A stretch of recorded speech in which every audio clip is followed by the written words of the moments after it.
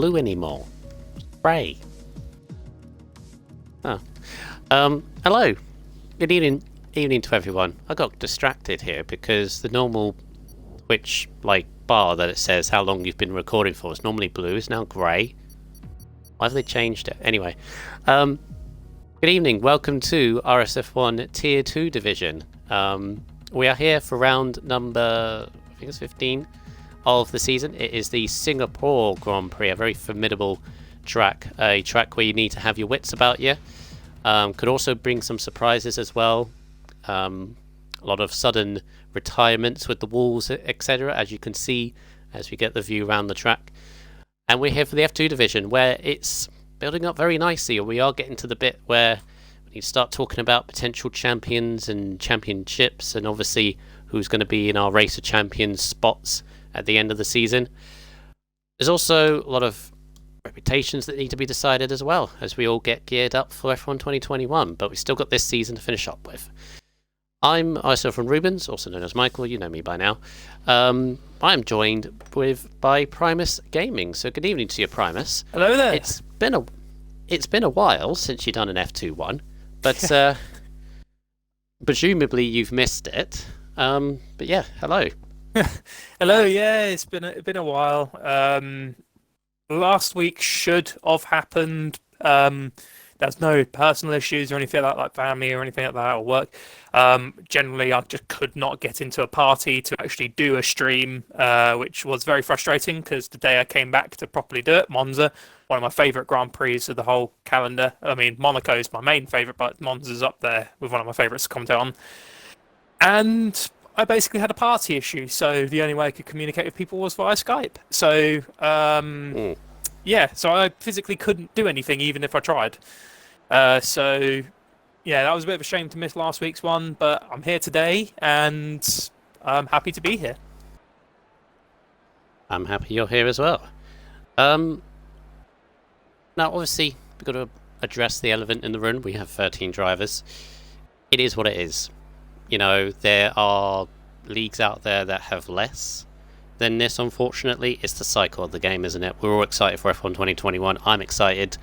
I had an interesting moment earlier because I've just installed a new game, MotoGP 2021, which has Portimao on it. Now, I've never raced Portimao, and I know bikes are different to cars, etc., etc. I'm not going to go into that. But Portimao, oh my god. When they say it's like a roller coaster, they aren't kidding. They are not kidding. I do see. Is it raining? Drivers are putting on intermediate tyres. It's a bold call. Boots. No, there's a spray. It's not a... I don't know about you, Mr. Primus, but I don't see any rain or wet or spray coming off. For a brief moment. I don't think they're the right tyres. Because the spray stopped. As Centurion was leaving the pit lane, the game showed a spray. There was no droplets or anything like that, but the game showed a spray. But the moment he left the pit lane and entered turns 2, just dry. So the drivers are either completely throwing us a curveball here, and they're only putting on inters for the hell of it just so they can set a slow lap. Yeah, because everybody goes through Q1 as long as you don't yeet it into the wall. That's at an added risk of, first of all, crashing. And second of all, obstructing a car that's on a flying lap.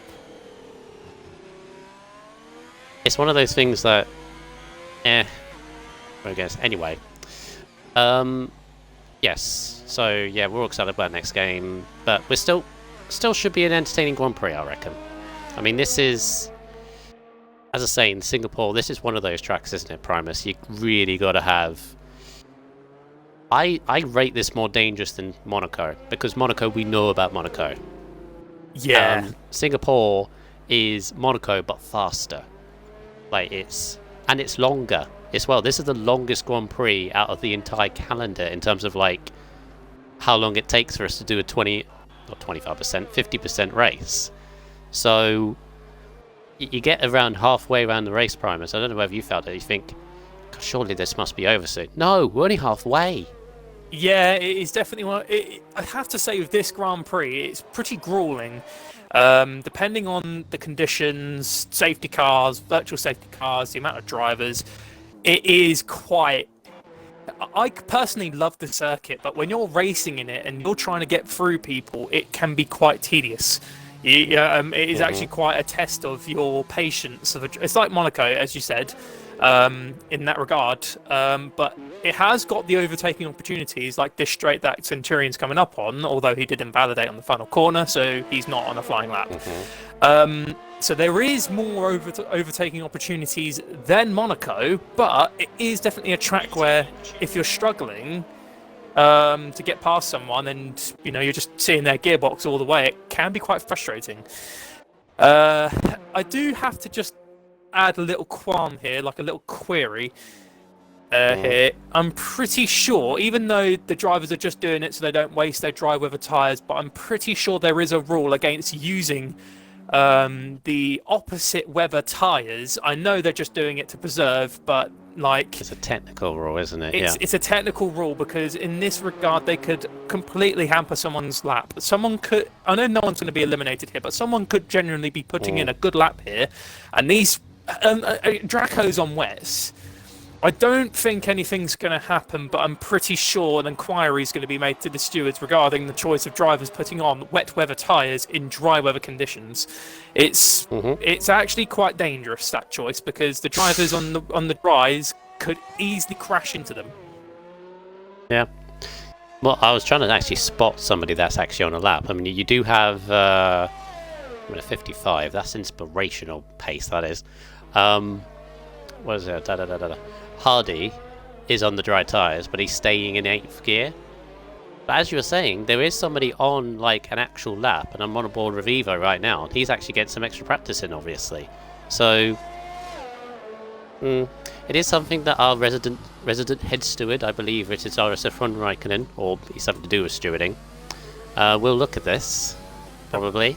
Probably one of the first times where, obviously I know we don't have any graphics or anything like that, but if we did, the real F1, there'll just be like an investigation will be conducted after the race, because this is a little bit of a head turner with the choice of the drivers, but that's a little boo-boo that's going to get looked at the end. But it is a shame in some regard, about with some changes, of F1 2021 coming around. Obviously, I will be peeking into comms every now and then, but just it'll be a little bit of a shame. Well, it'll be a little bit sad for me to not race. I meant to mention this yet. No, me. I was going to build it up. I was going to say I was going to build it up. Well, we can still talk about it. But I'm not saying goodbye yet. No. I'm not leaving. Like, I'm not like 100% gone. I know people have just been like, "Why are you leaving?" It's like, well, yes and no. I am like leaving, but I'm not leaving. Like, I'm retiring from full-time positions, but I'm still going to be there in terms of emergency backup for comms in case you guys need me. A sabbatical? You could say it's a sabbatical.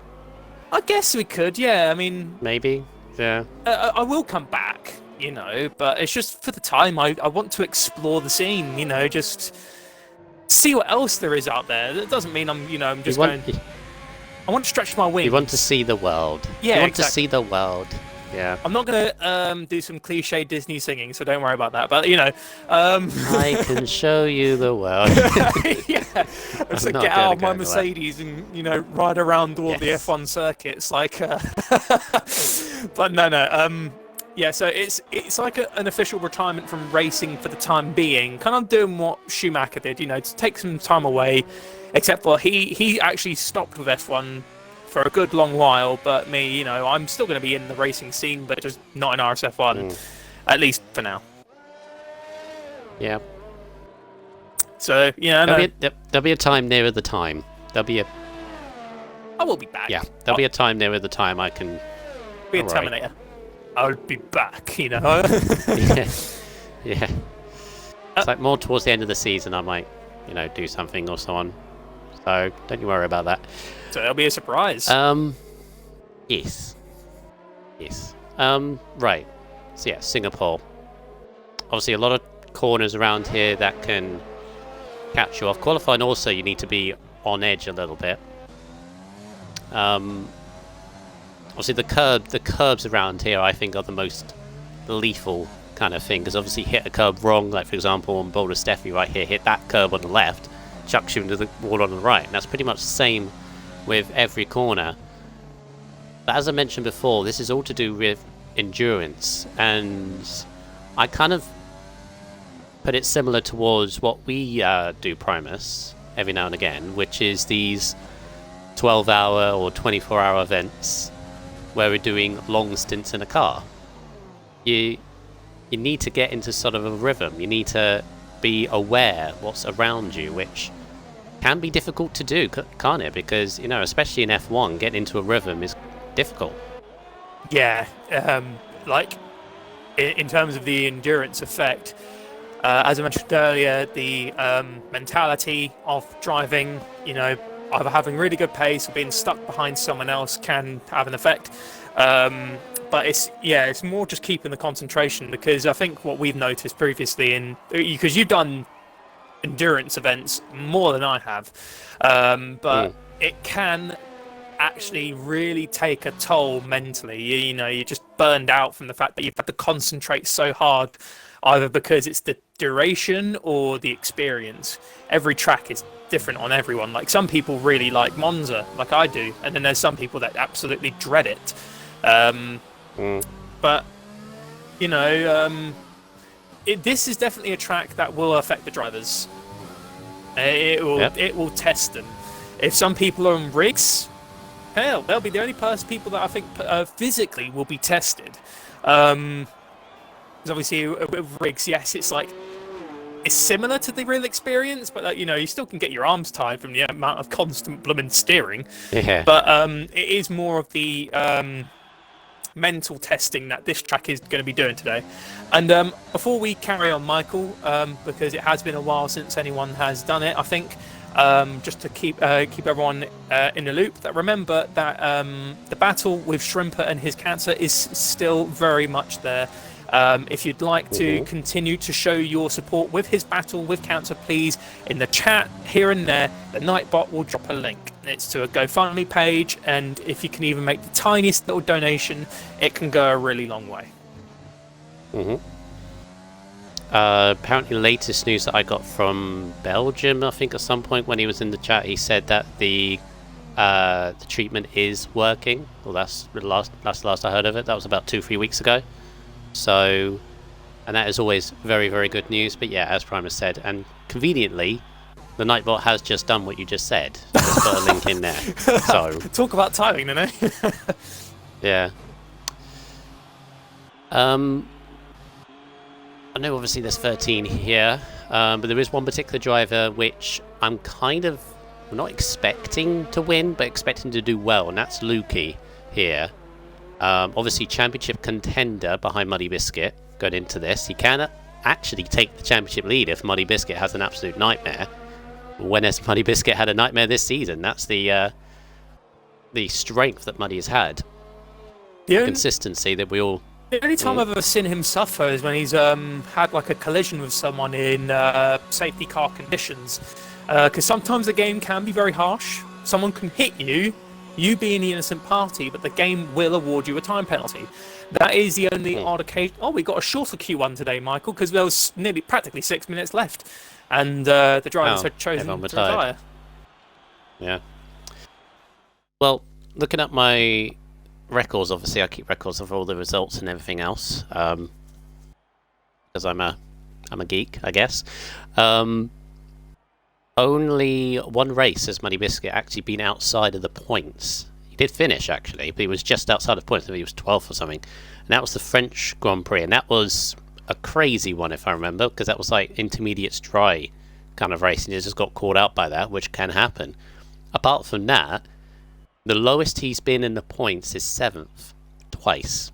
I think all the rest he's been higher than 7th. I don't know if it was. I know someone was with me in that comm session, but I think I remember there was a new Alfa Romeo driver at the time. It is the rain. Oh, you load quicker than me because you're on the Xbox Series X, I know, but Oh, Have that's you? why you're an intermediate. Can I just quickly ask? Okay. Have you been secretly doing Yeah, have you been doing your rain dances again? No, Are you no. sure? I didn't want rain, actually. Well, I did say to you before about this, like we only just talked about it. Hmm. This track is exciting purely for the fact is this is one of the Grand Prix where the chances of rain is actually quite high. Yeah, oddly enough, considering the country we're in, Singapore, it's normally quite humid, isn't it? Very humid country, Um, yep. But today in the F2 Grand Prix, at least for qualifying wise, it is wet. But that's actually going to raise the Oh, question. Luke! Luke nearly dropped it off the on the exit of the pit lane. Yeah, go Nearly on. did a Grosjean. Yes, he is. If it's going to be, oh my God! Whoa! Are you seeing that? The slightest Uh-huh. application of pressure on the throttle, and his racing point saying, "Yeah." Whoa! This is scary. Just looking at him. I think we're gonna have to stay on board with him because I think the fact is, I think everyone's finding it entertaining when we make noises when he has the slightest moment of oversteer. Just, I'm actually on board with Produce. You just see the rear of the car just skating all over the place. Anyways, well, we sound like a really, really crap opera. Going back onto the subject, if we have a wet qualifying but a dry race, the tyre strategies will be all over the place. Because if it's dry for the start, we don't have to follow the Q2 rule, because if Q2 was wet and the race start is dry, everyone has freedom of choice. Very true. Very true. If I remember rightly, at this track as well, it's I think it's actually a 2-stop, because you can do a 1-stop, like softs to hards, or what was it, medium to hard, or something like that. But the hards are so diabolically slow and difficult to kind of warm up. Yeah, it's better to do the 1-stop. Because it's such a long track as well. You just gain so much with all the cornering grip that you have. That's of course if it's dry. I mean, if it's wet, it'll be interesting.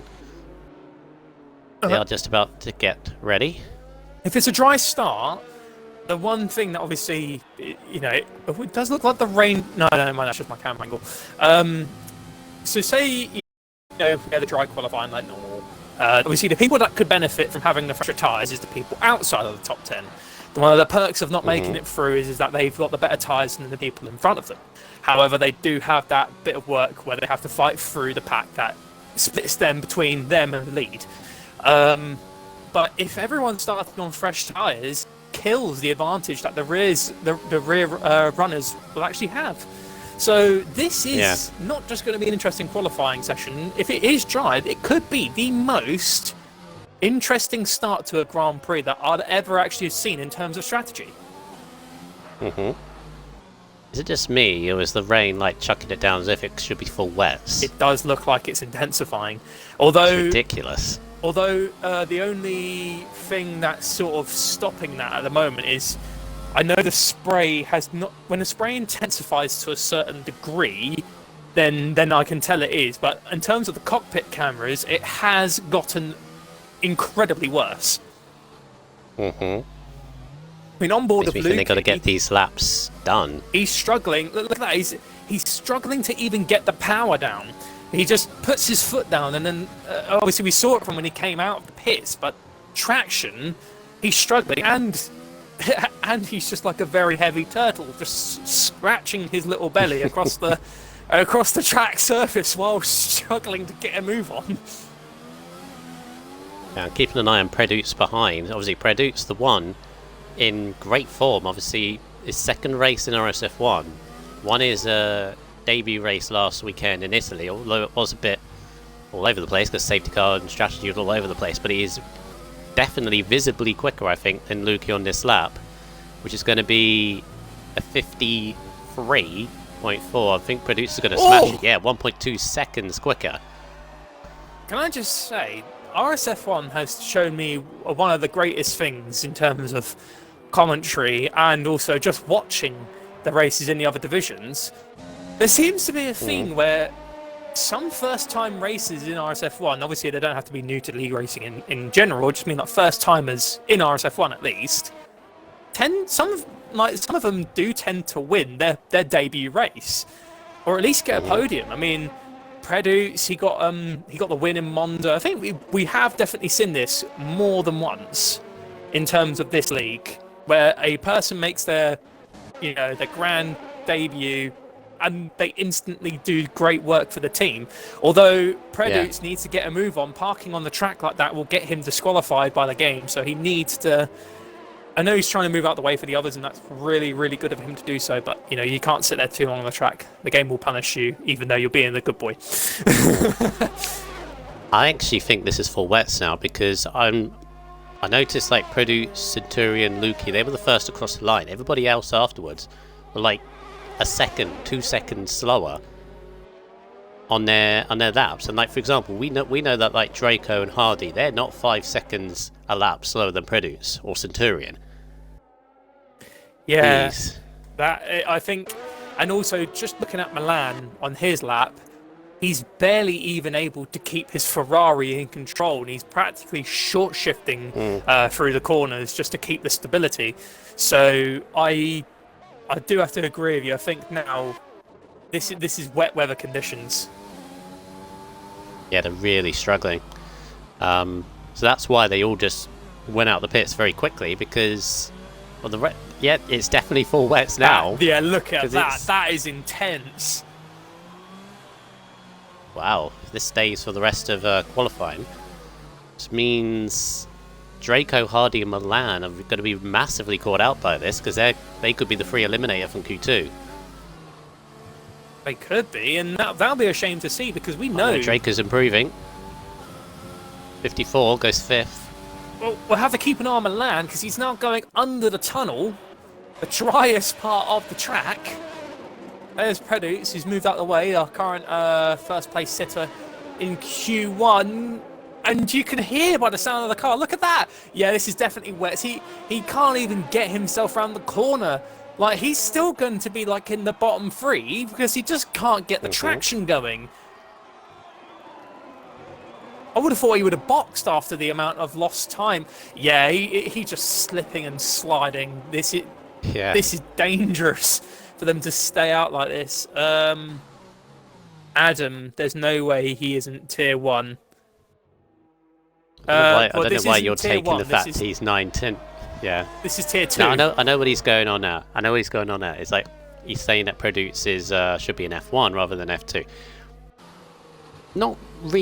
I mean, you're taking it from this. You're taking it from the fact that it's intermediates around Singapore, and that you had to do one lap, otherwise it's now full wet. To be fair, that's like the same as saying I should be F3 with my wet weather experience, but when I'm in the dry, I'm just like my pace is normal. But personally, I excel in wet weather conditions. I quite like it, and it just could be that Preduz could be also like me, just one of those drivers that excel better in the wet.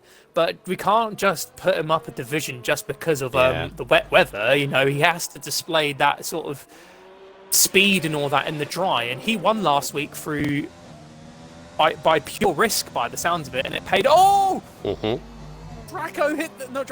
hit the wall. Fortunately, only minor wing plate damage, but I think that's evident enough. He should get himself into the pits and put some wets on. But yeah, like Preduz won the race by taking a big risk in Monza, and it beautifully paid off. We've seen. I'm pretty sure you in your time have seen many people do that in lower divisions, but just a bold risk, and then there you go. They got a really good result. But I think if it's happening too many times, then fair enough. I can see why that sort of raises that question. But a one-off, Yeah, it's a one-off. As we've got time, actually, Primus, do you want to quickly go over the driver standings? Yes. Well, we got the time, because otherwise I don't think we're going to get any more. No worries, sir. Let me just quickly load up my sheet. Whoa! Sorry, Evo's car went into the pits, and they just, when he retired, it instantly went from like them putting it into the pits to zipping it, like just zapping in there. Oh, okay. Right, so going over the drivers' standings so far as of the Italian Grand Prix in Monza, the last of the European races. Muddy Biscuit is in first with 221 points in the McLaren, but close behind him is Lukey with 201. We spoke about this before, where Lukey's had incredible pace and he's been doing really well, but Muddy is just pouring in consistent race after consistent race. And out of every round so far, Muddy has only been out of the points once, as you said. But he's just been consistent every time he's been in. Then S04 Milan in third with 150 points, so he's still there, but he has to rely on Muddy and Lukey either qualifying worse than he does, or they have a spot of bad luck, because it looks like every time we get a race going, those two are just in a league of their own. Steffi, a bit of a late joiner, Steffi Weffy Gamer, but Steffi Weffy Gamer manages to get himself up to 105 points, so that's pretty good for P4. Dangerous Dan, we know he's a pretty consistent driver, and sometimes he's had some pretty bad races recently, but he's still made up for it in good battles. He's in fifth with 86 points. You've got Caesar 2 Wizard with 67, and he's actually currently tied with ABE Draco for P6 with 67 points. Lil Sparks 8th with 62, Breezy with 59, and JJ Hudson rounds off the top 10 with 57. And then going from P11 down to the bottom, we have Mega Centurion with 52 points, Magic Marks with 43, Hardy with 34, Predutes with 26, because he also took the fastest lap of the race in Monza. So, you know, he did very well to get the win and the fastest race, so very well done to him. Sturridge, 10 points. Shrimper, he has 9. DRT Eva has 4. Grunty has 4. FTR Asteroid has 0, and X Alfie has 0 as well. But also the news there with Grunty no longer being a Division 2 driver. Which is a shame, I might add. It is a shame. In my humble opinion, it is a shame, yeah. He's been a long-running Division 2 driver, I think since the second season, actually. But, you know, in the end, it was his decision to be transferred, obviously probably due to the unavailability to race F2 anymore, or he just results recently as well hasn't been the best for him. So I kind of see why it's still a shame. Still a shame to see though. Well, he's your former teammate, isn't he? So like, obviously, do you have anything to say about Muddy's choice in choosing to go down a division? Like, you know, what's your opinion on his choice? You mean Grunty? Grunty, sorry. It's whatever choice. I mean, I made the decision to leave F2 at the start to go to F1 to challenge myself. I'm currently half regretting that decision, to be honest, but it is what it is. It's either way round. There's reasons behind it. I don't know completely fully. I just, yeah, that's all it is really. In terms of the drivers championship there, Primus, obviously you've got Muddy and Lukey, obviously we talked about then. Milan, as you say, still kind of in there. Yet to win a race, Milan, even though he's been there several times before, to possibility of winning. Obviously he needs to break that win, I think, to catch the other two. But if the other two have a nightmare in the last few rounds, he can sneak up on the outside pretty much. Steffi looks, obviously we need to talk about Race of Champions spot. It's kind of like football, you know, like in the Champions League spot, the top 4. I think Steffi is kind of secure in it, but obviously Dangerous Dan can do like a little bit of a fight back recently, because he's missed the last 2 races and got 10th in Monza. That's not normally his pace, so he could obviously still come back into that 4th place. But behind him, obviously, as you said, there's a group of cars that could also get in there as well. So there is one person I even will be keeping my eyes on, and I think you know who I mean. No, I don't know who you mean. The man in first right now, Predutes. Oh, Predutes. In his debut, he scored the maximum amount of points that he could get. So the fact that he got that extra point plus the win, and also he's proven that he's got some pretty consistent qualifying in the wet, and obviously we still need to see regarding the rest of the season if he can continue getting those good results. If he does, I don't know if mathematically he can fight for the championship, but I think he has a pretty good shot of getting into the top 5. Yeah, top 4, top 5 you could. This is a quick question. I'm on board with Muddy Biscuit right now. There's Q2's over, the top 6 have all retired. Is the rain's eased off, isn't it? It's it does look like it's eased. So, well, Magic Mark and Hardy, I think have made the wrong decision. They're on full wets. I don't think it's full wets anymore. I think the guys on intermediates, Muddy, Sparks, Hudson, well not Hudson, he's just taking the checkered flag, but Milan as well, they could put themselves into Q2 and put a few out as well, because that rain has definitely eased off. Muddy's actually quicker by 0.6 of a second in his first sector. Oh, Mark's dropped it just past the Anderson Bridge hairpin and nearly backs into Milan. So he's in trouble. He's currently 10th. I'm going to reach the end of the second sector zone for Muddy Biscuit. Hopefully none of the cars in front of him will hamper his lap as he crosses, and he's actually 0.8 faster this lap. So it looks like currently at this rate, it will secure Muddy Biscuit definitely within the top 10. But all the drivers that are in front of him, like say P6 and below, are definitely in danger.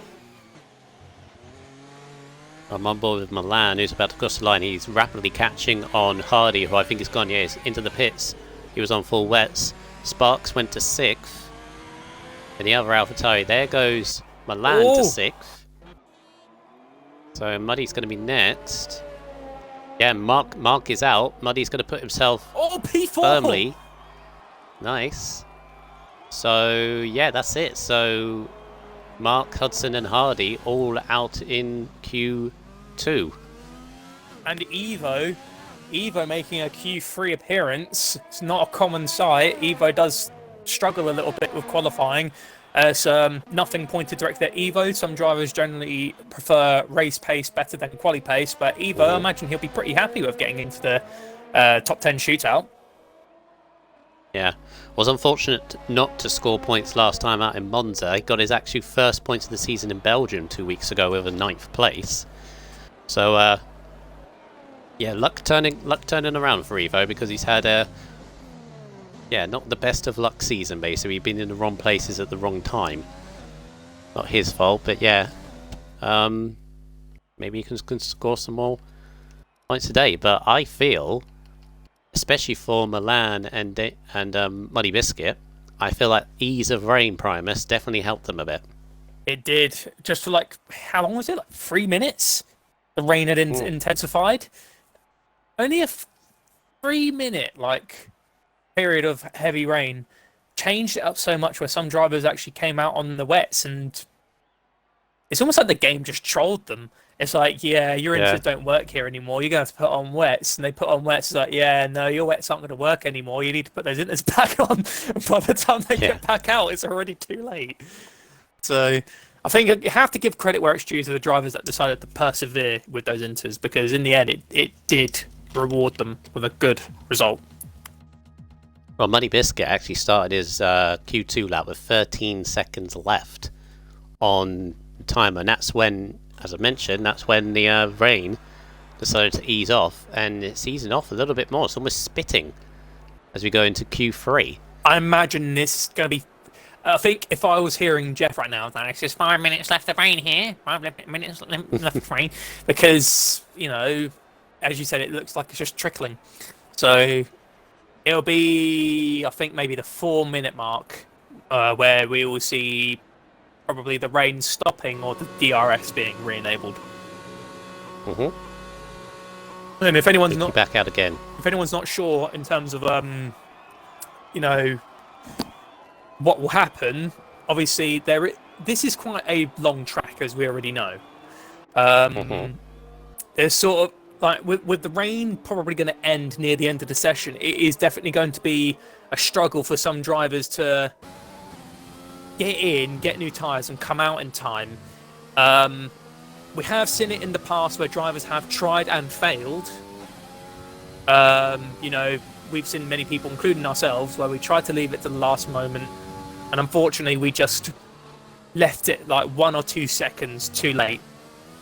Because you just want to try and wait as long as you can to get the best weather and the best timing. We could see that here at the moment, but hard to say.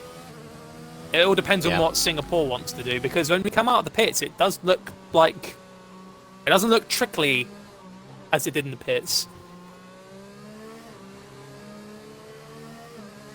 Yeah, it's nowhere near the levels of rain that it was about 10 minutes ago, so we could see dries right at the end, but at the moment they just got to skate around on their intermediates. Steffi and Centurion are decided to wait a little bit, which is fine. I hate to put a curse on him, but if the rain is going to be about, because I can tell Lukey's running a no traction setup, because the amount of times he's put his foot down and he's lost the back end from it. If the rain is going to be joining us for the Grand Prix and Lukey's giving it everything he's got, I reckon there's a good 70% chance that Lukey might not finish the Grand Prix. Possibly. He'll be fully used to it, I'd imagine, for the race. Do you mind me taking a lap? Go for it. Okay. Right, on board with Lukey as he takes the final 2 corners around this long track. Go down into turn 1, kind of extend the corner a little bit to widen turn 1 and then into turn 2, not too far on the curbs on the right, otherwise it'll spit you off. Turn 3, you've got to mind the exit as well, because you can see the traction really fighting the car. Turn 5, 90-degree right-hander, you've got to get the exit absolutely perfectly because you've got this straight. It's not really a straight, it's kind of curved halfway through. And this is where you see overtaking, but it's a risky overtake because the next corner is a 90-degree left-hander right here, which you've got to mind the curbs on the inside and out. And then another 90-degree right-hander, minding the wall on the left-hand side. Now this corner here is very, very tricky. Bounce over that curb too much, and you can see it was a tense start because I thought he was going to hit the wall there. And then into the Singapore sling, although I call it a Singapore flick because it's not really a sling anymore. Over that right-hander, very easy to cut, and then onto the Anderson Bridge, where you can get so crossed up very easily, and it goes so far deep, which Lukey has done in the hairpin. Just sorry to cut in, the rain stopped. Oh. Yeah, but he just noticed. Ah. We are going to get dries. Fair enough. Yeah. Right-hander towards the end of that. Again, another tricky braking zone here because you're obviously turning as you're braking at the same time. Could run very, very easy. And then into PK crash corner. Obviously Nelson Piquet in 2008 caused Crashgate. Obviously we know that. For those who don't, we'll go through that story in a bit. Under the grandstand, into the right, left of the chicane. Careful of the wall on the right hand side, you can run very easily into the final 2 corners. As you said, the rain stopped, so finish it up on inters, get back in and wait for the track to dry. There is time, as long as we keep an eye on drivers not taking advantage of cutting corners to save the extra 5 seconds, because that's completely not recommended. But yeah, let's have a little moment and talk about that controversial day in 2008. Nelson Piquet Jr., Fernando Alonso, Renault. Yes. And what seemed like a crash, because some people have dropped it. They lose the back end, they crash, and that's just how it happens. Yeah. We've seen it with Antonio Giovinazzi back in Sauber, back in China in 2017, where he lost it, smacked into the wall. It happens. But after not securing a race seat in 2009, Piquet then broke the silence. Piquet Jr. Piquet Jr. then Piquet Jr. Yeah. He released the information stating that he was actually ordered to crash on purpose in the Singapore Grand Prix to allow a safety car to come out to buy Fernando Alonso a pit window, so he can go in, put some tyres on, and go to cross the line to win the Grand Prix. And at that point, it was under investigation deeply by the FIA. And it actually resulted in the sacking of the Renault team boss and a ban for the Renault team for 6 years, was it? So from 2010 to 2015, Renault was not a works team. No, it's 2011 to 2015. I think it was something along that lines. I think it was Flavio Briatore was a lifetime ban, Pat Simmons a 5-year ban or something like that. Yeah, it was... For those who don't know the story, obviously we've got a bit of a lull at the moment because obviously people are just going to wait for this track to dry. Because we've already got Predux and Mega Centurion on softs. Just a quick thing, I actually think, even though clearly this track is going to dry for dries, I think those that have set a lap on intermediates, Primus, have done a very good thing. They at least have a lap on the board. If they invalidate their, what could be their one and only lap, in about a few minutes time. So I think they've done a really good thing. But on the PK story, it was basically Alonso was looking strong in practice to qualify well. And in the end he ended up, I think it was 15th or something, or 16th. He was just outside or something like that. It didn't go to plan, basically. So as Primus said, the Renault team at the time came together to try and create a crash at exactly the point where Alonso had just pitted, thus gaining an advantage, and Alonso went on to win the race. But two things with that, Primus, on that, because obviously you know the story. Two things on that that I have for you. First of all, you know, obviously the what happened in the pit stops with all the other cars because of this. Do you remember the thing that happened to Massa? Yeah, the Felipe Massa's fuel line getting stuck on, so he actually went from being out in front to controlling the race, and he was right at the back. Yeah. So consider this: without Crashgate, Massa would be world champion. Of course, with other things that happened in the season, but most importantly, that particular race. Because he fell to the back and didn't score any points. And of course he lost the World Championship by a single point. And yeah, if DRS enabled, by the way, if as you said, if that never happened, you know, with PK being ordered to crash his car,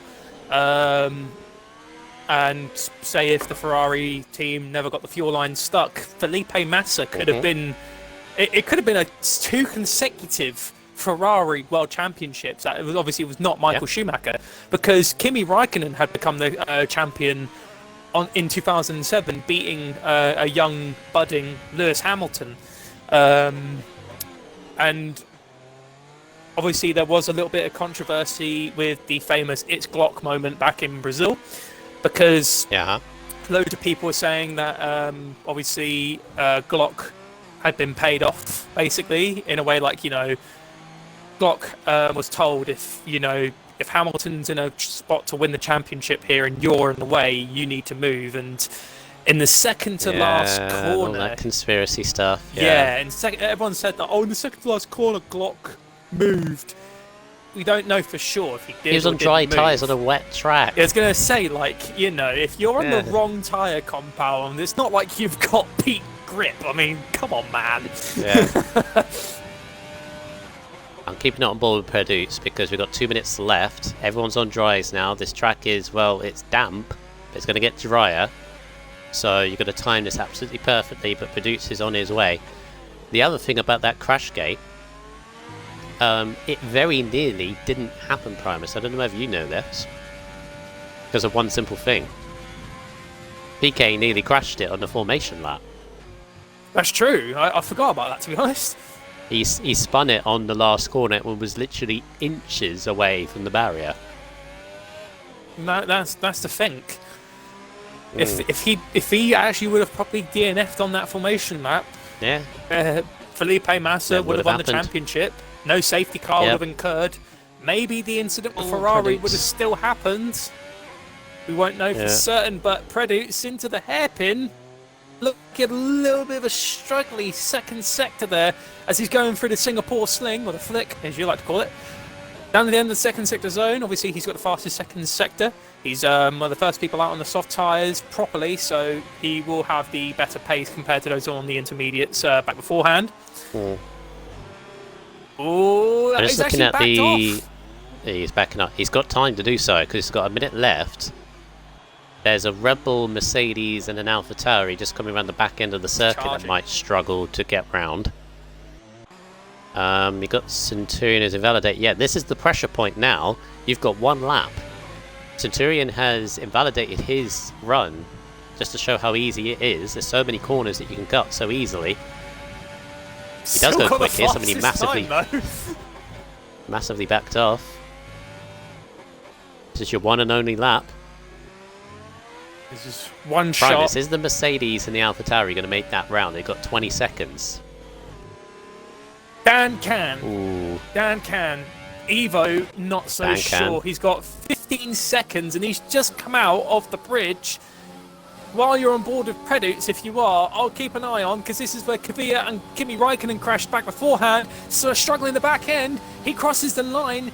Evo can do a lap with only just moments to spare, and that literally, AlphaTauri had crossed the line with not even milliseconds left, and he could still get a lap going. So Lil Sparks, literally by the skin of his teeth, crosses the line to begin his final flying lap. This is the part what we really like, by the way, Michael, or Rubens. I'll just call you Michael, easy. The fact is this is really where it gets juicy, because Draco's just invalidated. Steffi Weffy Game was actually on a lap, but he's got cars in front of him. The Mercedes are all over the shop. Lukey is actually the one who's in front of Steffi.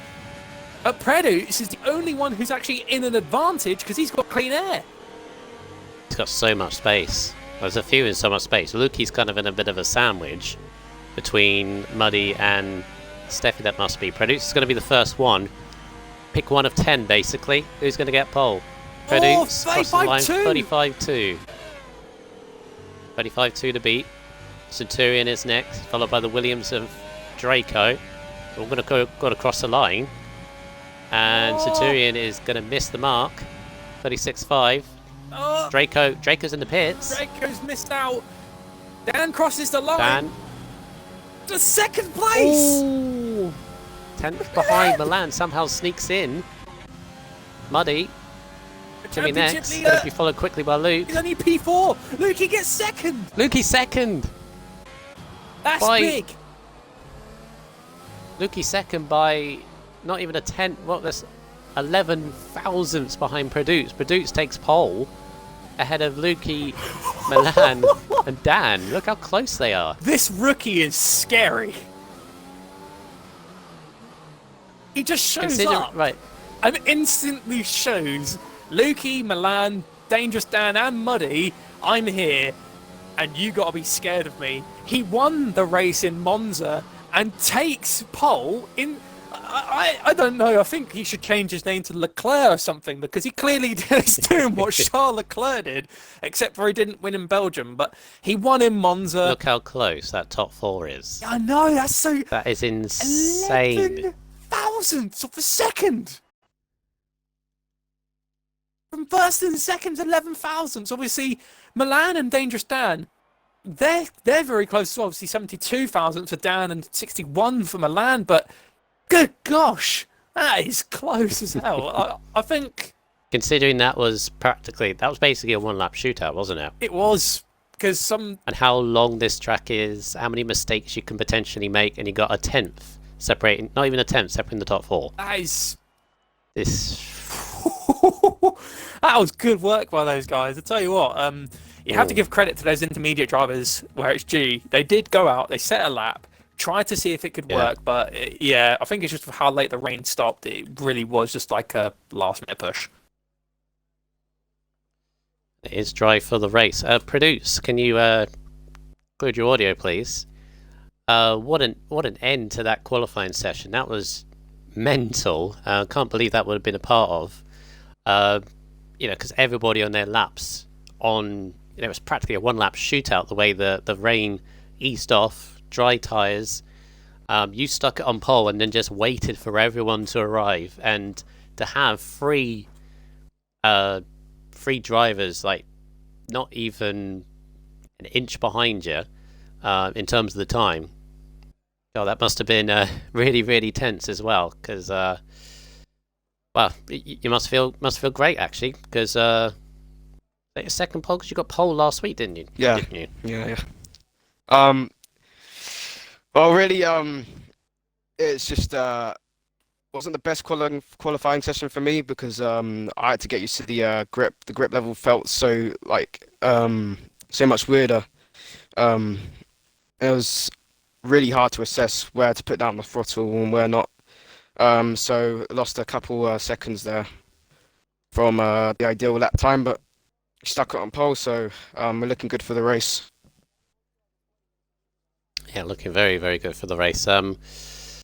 Yeah, but you got loads of hungry drivers behind you. Obviously, strategy is going to be key now. Everybody starting on fresh tyres as well. You obviously got Lukey directly next to you, who's challenging for the championship. You got Milan, who's kind of in there as well.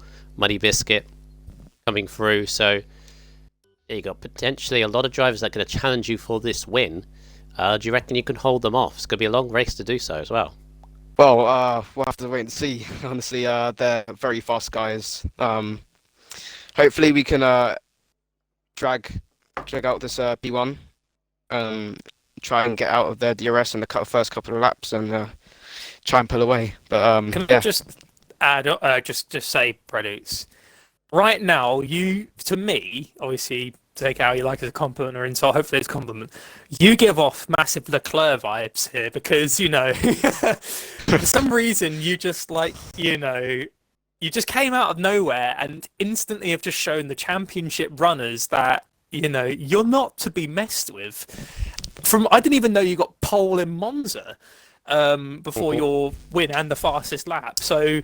And I think that was a less than attempt to Lukey as well. So you've only just joined the party, and you've already established yourself. I don't know why. I just seem to think more of Leclerc from the way you are, just from the way you started. You won in Monza, and you got blooming pole in Singapore. That says it all. Luckily your teammate is not freaking Sebastian Vettel, otherwise, you've been ordered to do 34 fours. Yeah. You're doing really well, I have to say, though, because I've not really seen, since Rapid Sprays back in Season 2, I've not seen anyone join a season late and do that well since him. That's a long time since that. So I have to say, I know there's a little bit of pressure on you for the fact is you've come into this battle late, and I know you're going to try and get as high as you can in the title, but... You've already impressed me. Thank you very much. I appreciate that. So you never know, we might be able to speak to you more near the end. But before we let you go, just to your personal goal for the remainder of the season, where do you want to try and get in the championship? Because I'm pretty sure mathematically you are out of the title fight. Because Lukey and Muddy Biscuit are really, really good. They keep scoring points. Muddy mainly, he's really consistent. Where do you want to try and finish before the season ends? Honestly, it's just I honestly don't mind where I finish in the season. I just want to try as push to get the highest possible position that I can get. Honestly, it's just a matter of time. Whether I can prove myself again and again, but I need to be consistent. I can't get too complacent. So yeah, it's gonna be tough. Right, it looks like it's now going to be moments away from lights out, so we'll let you go, and good luck with your Grand Prix. Thank you. Right, Michael, big question. Who's taking the honours? Who's taking the honours of the formation lap today, and who's taking the honours of the start? New formation lap, and I'll take the start. Sounds good. Right, so we'll start from the back of the grid. It goes Hardy in... Oh, they're all medium tyres. All boring. I was expecting maybe at least one hard runner. But soft, yeah. Anyways, in a whole medium grid, which is a little bit sad to see, but oh well. Hardy is in 13th position in his AlphaTauri. In 12th place is JJ Hudson in his Red Bull. 11th is the Season 1 champion of Division 2, Magic Marks, who seems to be lagging a little bit. MSE Draco, unfortunately, not being able to set a lap there in Q3. Had the result for his intermediate time at the end there. He starts in 10th position on his mediums. DRT Evo making his first Q3 appearance. He gets P9 with his medium compound tyres. Mega Centurion, with the only Alfa Romeo in the running pack. He's up in 8th on his medium compound tyres. 7th is Muddy Biscuit, the championship leader. Not where he'd want to be initially because he's 5 positions behind his rival, but he was starting 7th in his McLaren. 6th position is Steffi Weffy Gamer in his Red Bull. He is actually really proven himself as I'd say quite a consistent driver. He had some bad luck back in a few past races, but he's managed to put himself in the top 5, so it's very good in terms of drivers. Little Sparks, though, I have to say, gambling to almost not being able to make his lap with the very last second, but gets P5, so well done to Sparks. Dangerous Dan in 4th position in his Mercedes. We'll have to keep an eye on him because we know he's quite a quick driver. FFR Milan, a person who's yet to claim a race win, eager to prove himself. He's in P3. 2nd is the championship runner-up is Lukey. He would be on pole if it wasn't for Predus, who starts in 1st position. He qualified pole in Monza. He won in Monza. He qualified pole in Singapore. But can he replicate that result again? We'll see. We'll see. By the looks of it, I think everyone's going to do a medium to hard strategy. Makes sense, pretty much. Fresh tyres, should be able to easily do it. Run about like 13 or so. It's a 31 lap race on a track that does 1 minute 44 per lap, give or take. No, 136. We're not 2013 anymore. Yeah, this is going to be an interesting one. Obviously, keep it clean on the first lap. It's a very, very long race. Don't go bombing into turn 1 and ruining your race. This is a key start for Lukey as well. He's got Produce next to him, who has beaten him to pole by, not by much, the last 2 weeks, but we're going for 5 red lights. And lights out and away we go. It looks like Lukey doesn't get a good start. Produce actually pulls away a little bit and takes in. There's an Alfa Romeo right up at the inside. That's Centurion right up at the inside into the pit lane. I think might have caused a little bit of damage on the inside. It was like 4 or 5 wide as they go through. But Produce is away into the lead. And in fact, Lukey's well under pressure from Milan. He's got a very good start.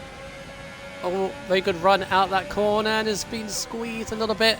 There's a Mercedes off at the back of Evo. Milan is squeezing. Come on, Luke. Luke's pushing him off a little bit. The tire rubbing. Milan sticking his nose in. He wants that 2nd place. And again, he's pushing. It's a bit rough. It's so close! Milan still side by side. How close they want to run. And Milan into the Singapore sling. Lukey again pushing him wide and just managed on. Held on for 2nd. I was actually on board with Lukey from the race start. He actually got wheel spin off the line, which actually compromised his ability to try and attack Predux from the get-go. In that regard, it's actually given Predux the ability to pull away now because it looks like they've all under-fueled, hoping to get the maximum thrust from the car. But what's happened is with Lukey's unfortunate ability to not get the power down off the start, had obviously it allowed him to pull away from Milan, but he had a bad couple of corners. But Predus just got given the opportunity to go and push away unpressured. This could be pretty one-sided in terms of main pole, depending on if Predus can keep his consistency, keep it clean, and keep his pace going. But he's actually maintaining his fuel quite well. Oh, Centurion. Safety car. Centurion's dropped it, I think, at the last corner into the wall. Yeah, he did. We're not going to see him. That's unlucky. We're not going to see him. Oh, there. We just spotted him into the last corner. I think Millsy in the chat. It's a very quiet chat tonight, but hey ho, every comment will do. Millsy's actually said, well, that's Preduk's gone now. Well, he's not gone anymore because safety car is going to bring everyone back. Draco and Evo might get a slight advantage here, Prime, as everyone pits, but I don't think they will on the strategy they're at. They're putting on fresh mediums, so in accordance to the main rule set by the FIA, they still have to make a pit stop. So they need to put on another compound, so interesting call. interesting call to put on mediums again. It's only 1 lap difference, so unless it was for wing repair, Yeah, they would have been. I don't think I'd seen a logic on putting the mediums on again. I think maybe I would have gambled it on the hards, but that's not my call, that's their call.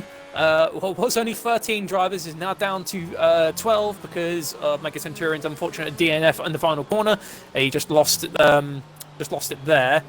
However, I don't think we're going to be seeing any pit stops from the top 10 unless they have collected wing damage in any shape or form. Pit stops. You can check the pit stops. Produce pits.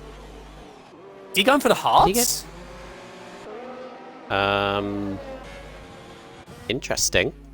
He made He's an the only one that interesting seems to be pit stop doing call this. back in Monza, but Muddy pits, Sparks pits.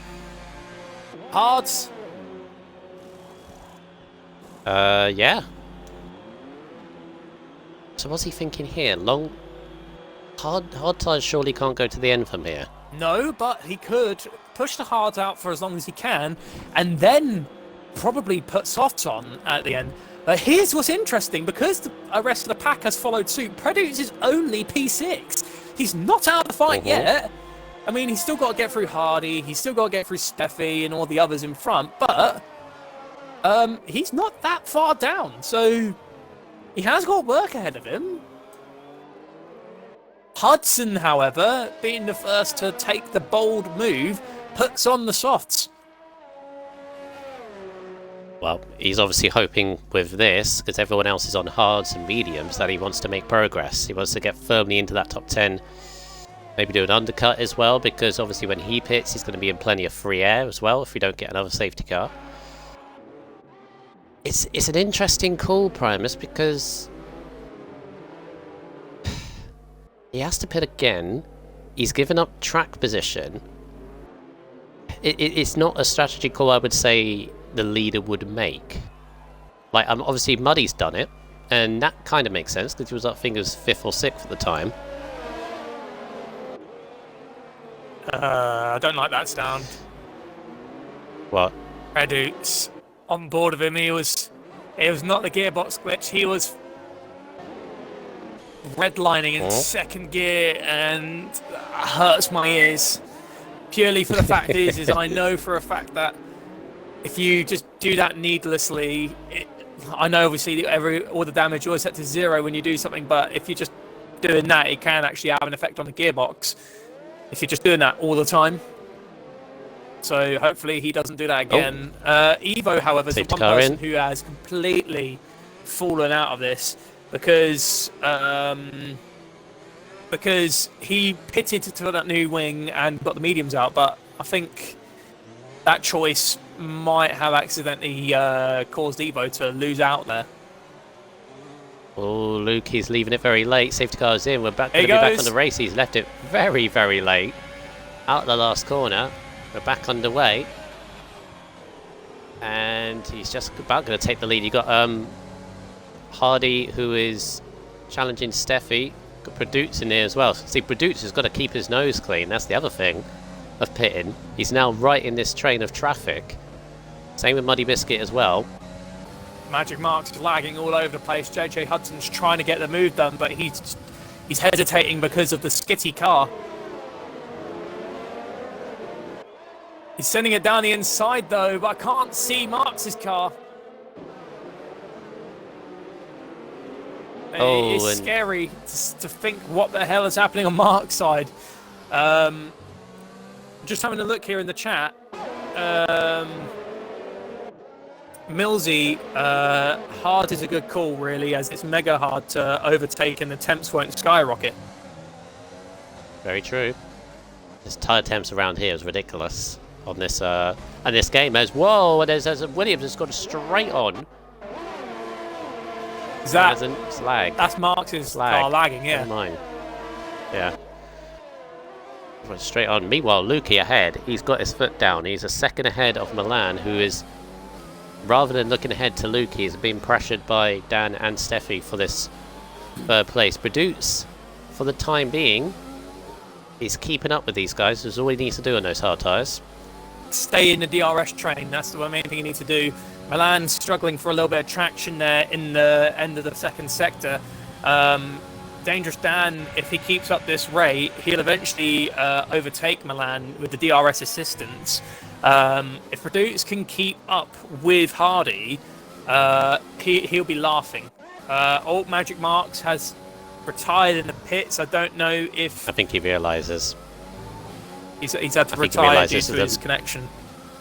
Yeah, the lag is probably on his screen as well, so he's thinking, right, and that's good for Mark. He obviously realised the situation. Obviously the shame is we're down to 11 and it's only lap 5. Still an intriguing race here because Preduce and Muddy on those hard tyres, obviously together at this point. Sparks as well. They would have to pit again, but of course where they're gonna end up in all this. Well, the more Milan has troubles, the better for the pack behind him, because Dan can't get going until he passes Milan's Ferrari. And yeah, I definitely feel like he may have the pace to catch back Lukey. Lukey's just not complaining. He's 2 seconds up the road. Milan's done him a massive favour. What could have been possibly an amazing opportunity maybe for Preduce to maybe retake the lead. It could still be a possibility, but it'll now be very, very difficult because with Lukey now claiming the free air, being in front of the pack, Lukey can pull away and minimalise that damage from Preduce, Muddy Biscuit and Sparks' choice to go onto the hard tyres. Put some pace down, take a pit stop. Whoa. The Williams is still in the pits. What the hell? There you go. I think it's... There we go. It's just because he retired in the pits, which is good, but normally they get rid of it quite quick when it's in the pits, but it just sat there for ages. This is the chance for Dangerous Dan. He's right up the gearbox of Milan. He's using a bit of VRS and DRS. Oh. Go sweep. Round the outside, into the inside. Nice simple move. Good move by Dan. That's actually a really, really important move for him because because it looks like Dan's got the better pace around here compared to FFR Milan. He's already pulled away by half a second. So Dangerous Dan probably in contention for a podium. Don't know about the race win, but he is looking prominent for a good result. But same could be. It could be said for the people behind though, because it looks like Milan's pace around here is definitely causing problems behind. Well, this is a key several laps for Dangerous Dan, not just for him, but just for us as a viewer as well. If we're going to have a battle for the lead, it's can he now pull away from Milan, get out of DRS, and then more importantly catch Lukey, who is doing all that he needs to do. He probably knows that Preduce and Muddy Biscuit, who by the way, Muddy Biscuit's been passed by Draco and has got Hudson all over the back of him. So this ain't good for Muddy at the moment. Just in the chat, Magic Marks heard us talking about his connection, so he retired. So if you're here, Marks, he's just your connection was pretty weird because we couldn't see if Hudson was making a move on you, if he was defending or anything like that, and we just saw your car flash it off. But yeah, we respect you massively, mate, for retiring from hearing that because I think it was the safest solution. I know it's annoying because he wanted to race, but definitely safest. Oh, Draco on Preduce. Preduce gets a better run though, coming out at the end of the straight, closes the door, and Draco no contact though, which is very good though. It was a clean defense, but that was well held by Preduce. Hudson's also got by Muddy Biscuit. This is the problem with the hard tyres. Yes, they're durable. Yes, if you can get them to work, they're all right. But at this moment in time, they're just going to be swarmed all over the place. Need to get Don't worry about it, Marks. It happens sometimes. Yeah, don't apologise, bud. You did the right thing. Yeah.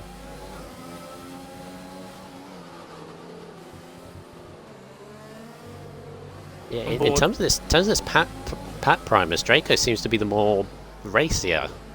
Yeah, he's He's past Muddy, and he is just waiting for that right moment to get past Preduce.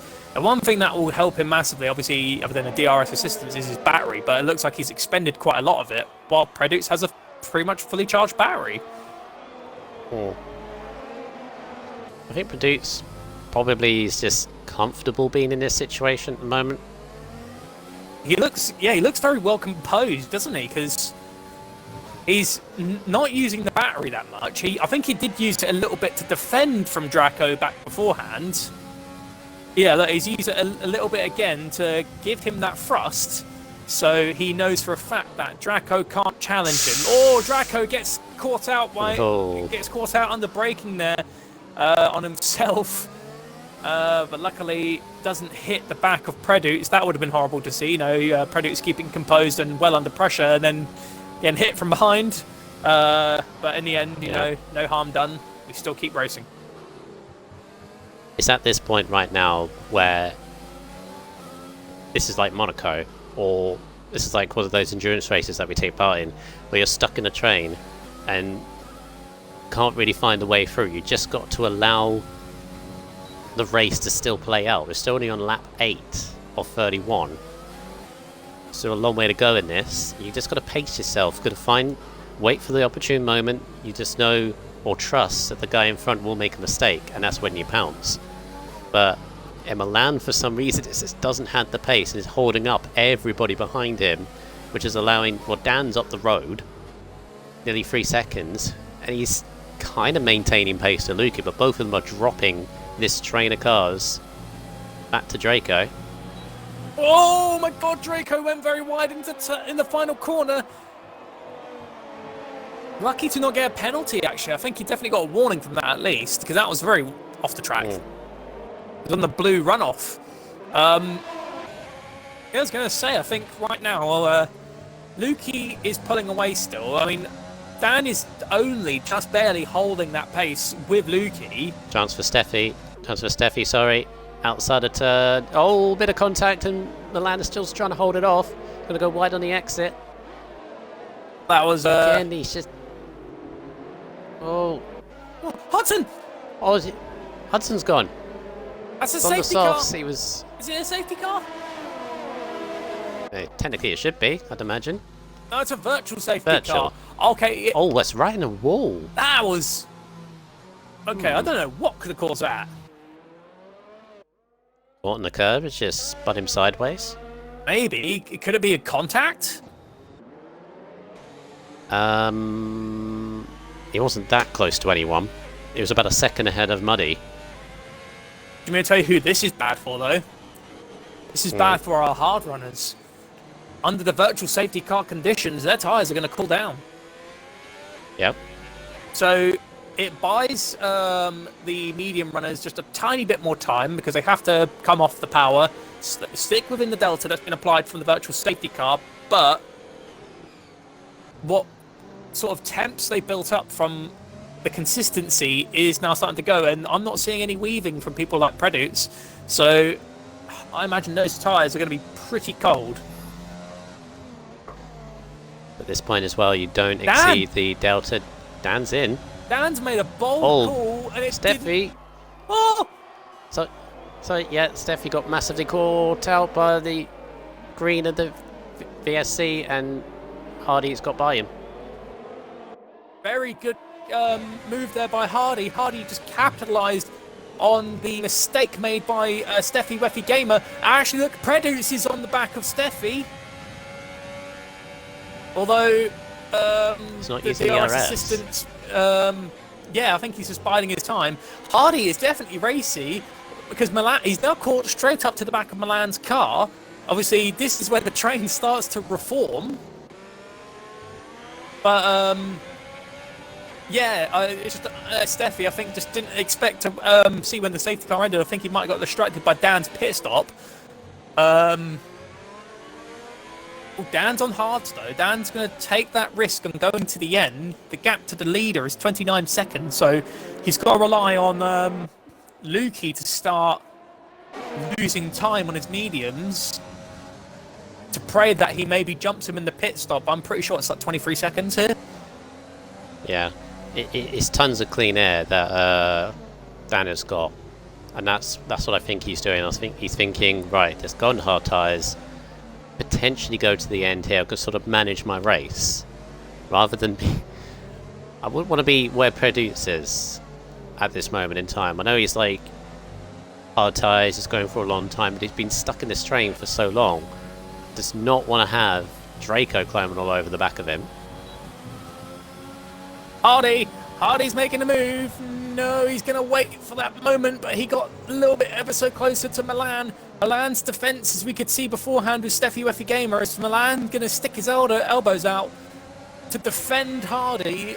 Obviously, according to the rules, you're only allowed to make one manoeuvre to try and defend your position. Milan gets poor traction coming out. He's going to have the inside Hardy down the centre straight. Milan tries to shut the door a little bit, but he can't do it. Hardy moves up to second place. It's like a cork in a bottle. Does Milan have damage? I've been asked. Don't think he does. No, he's still perfectly fine. Both end plates. I think he's just struggling for pace on these tyres. I think just in general, I think Milan's just struggling for pace in Singapore. It's not everyone's favourite track. He's used a lot of ERS as well, so he's going to have to start saving it. Button said no, he's got a Ferrari. Oh, here comes Produce. Produce has got to run. Oh, he's looking for the maybe not. Okay. That's a cheeky look, though. I'll give him that. That's also the one thing about endurance as well, is mind games. You got to play mind games on the other car to force them into making a mistake, or at least try and make them just take a tiny little moment, because they'll try and move in defence, they'll lose time, and then you can make that move. It looks like Steffi, though, wasn't completely phased, but Produce trying it there. Oh, Milan's called it. He said now's a little bit too much now, but this is good for Produce now, because all he needs to do is take Steffi. If he can take Steffi, he can finally get his hard strategy going, because as it stands, even if Lukey pits, Produce can still take the lead of the Grand Prix, but the question is can he get his strategy going? Because here we go onto the DRS straight. Look at the speed he's got compared to Steffi. Steffi lets him try and make the move on the inside line. Coming to the end of the straight, Produce just seems to get the car pulled out, and he moves up into third place, but he collects a 3-second time penalty. He's running a touch wide. That train must have caused him to run a little bit, in terms of track limits. That could bite him in the back if he doesn't pull away. Oh, now Draco's all over the back of Steffi as well. Steffi's tyres, I think, is starting to fade. Draco's so loose. Muddy Biscuit's quietly brought himself back into it as well. This is going to be a lunge from Draco. He's looking for... He's having a look.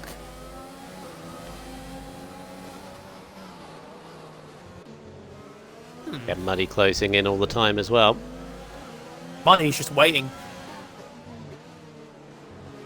Alright, let's have a look at the gap between Lukey and Dan.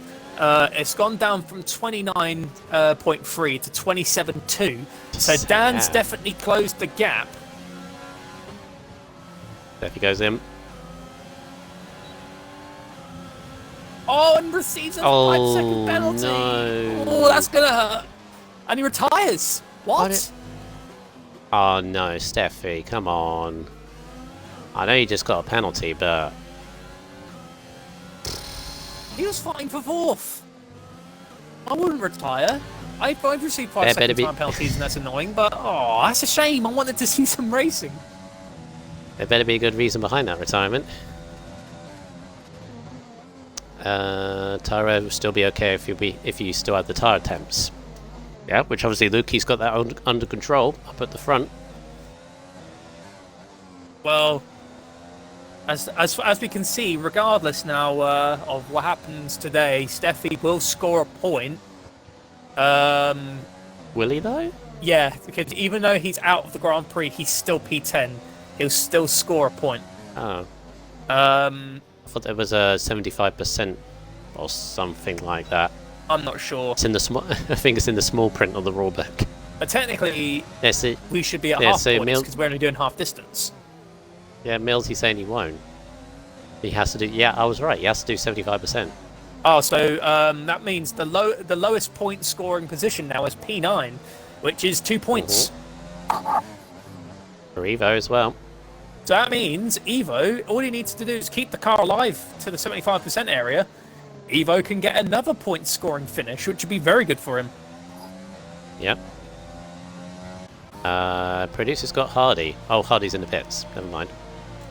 Now that's good though for Produce, because now he can carry on unpressured now. He's got perfectly clean air now in front of him.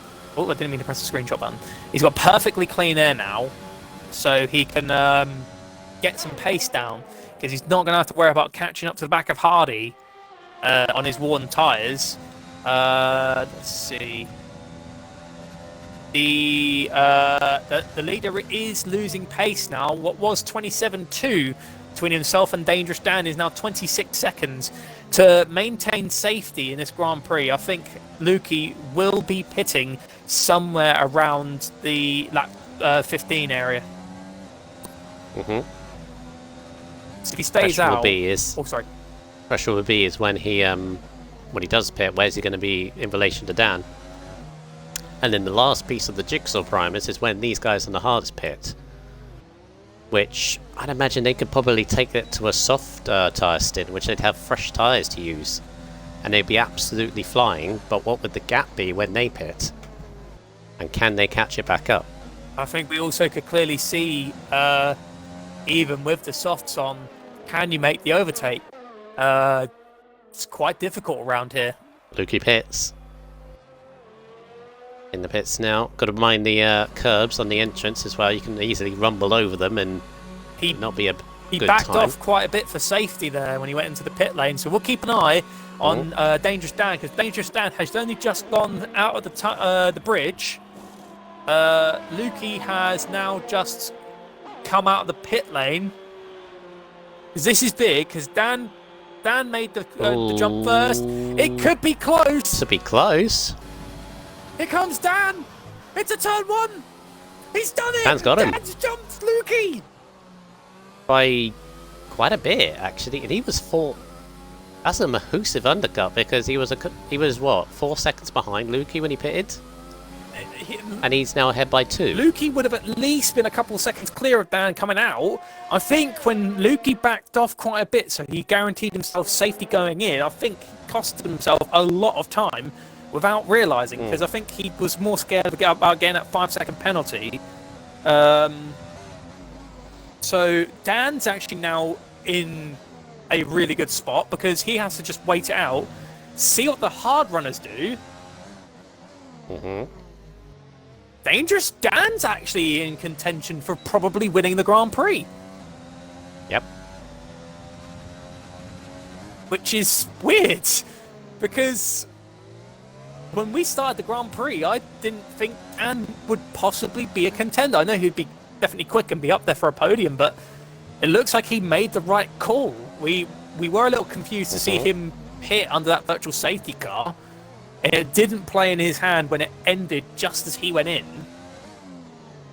He made it work. He has the pace today. Yeah.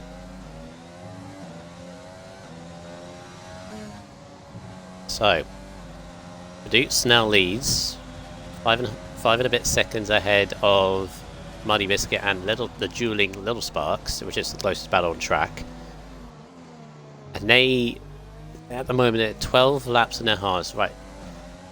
In the chat, can they go to the end?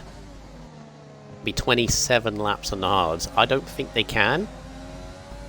And if they can, I think their last few laps will be really terrible. Just whether they can, I guess.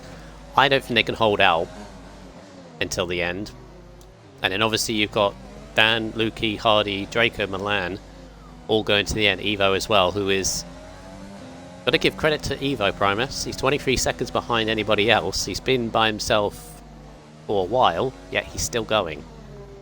He's not giving up. He's going to the end, and that is definitely something you can give him. Muddy Biscuit very close to the wall.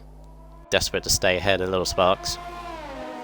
Little Spark seems to be staying alive in terms of this battle here, because I think he's burned out his battery quite a lot. I think he's relying on the DRS to keep him there.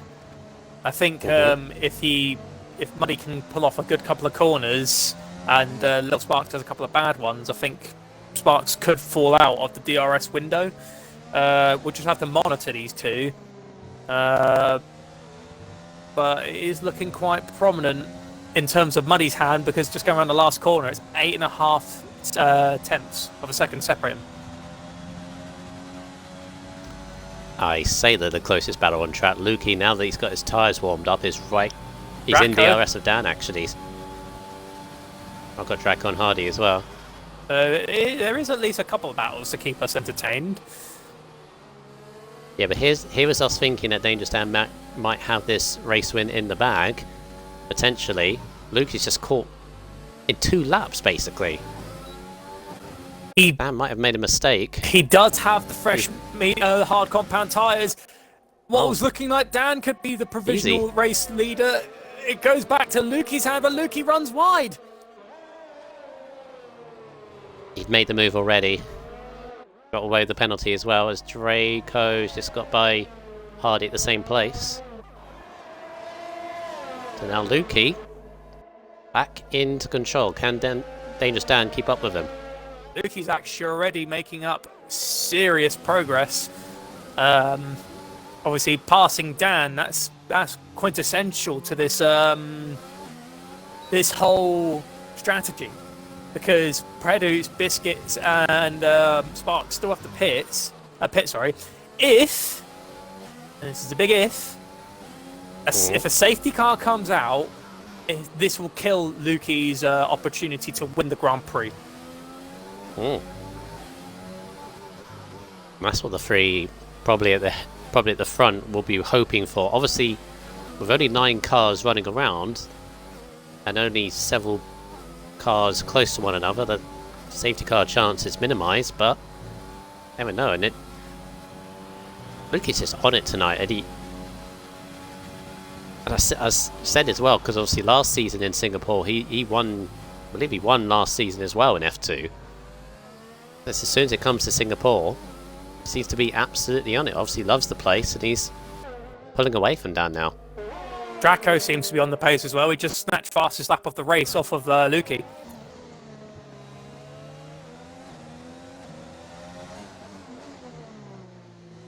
Another point in the Williams driver's pocket, as now he chases down Dangerous Dan. Do keep in mind, 5 laps of tyre life is what separates Lukey and Draco from Dangerous Dan, because Dangerous Dan's got 7-lap-old tyres, the other guys have 2. So it's only a matter of time before they close that gap. I mean, Draco's already cut off 0.3 of a second just in 2 corners. So I estimate in the next 2 or 3 laps, we'll be seeing Draco battling it out with Dan to take 5th position.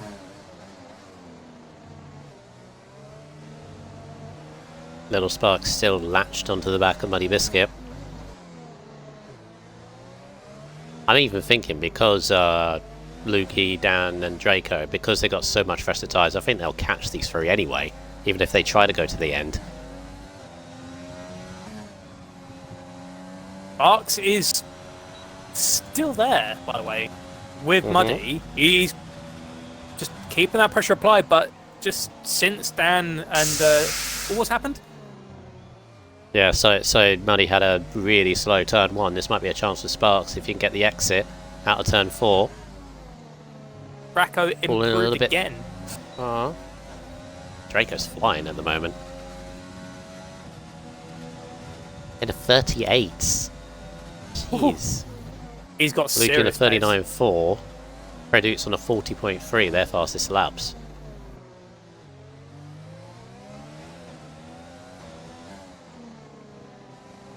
Lukey. This is the thing. Oh, we lost Steffi. I'll get him back. No, Yeah, no, he's sorry, he's already- out. No, no, I he's already forgot gone. He's He's not already in the gone. race.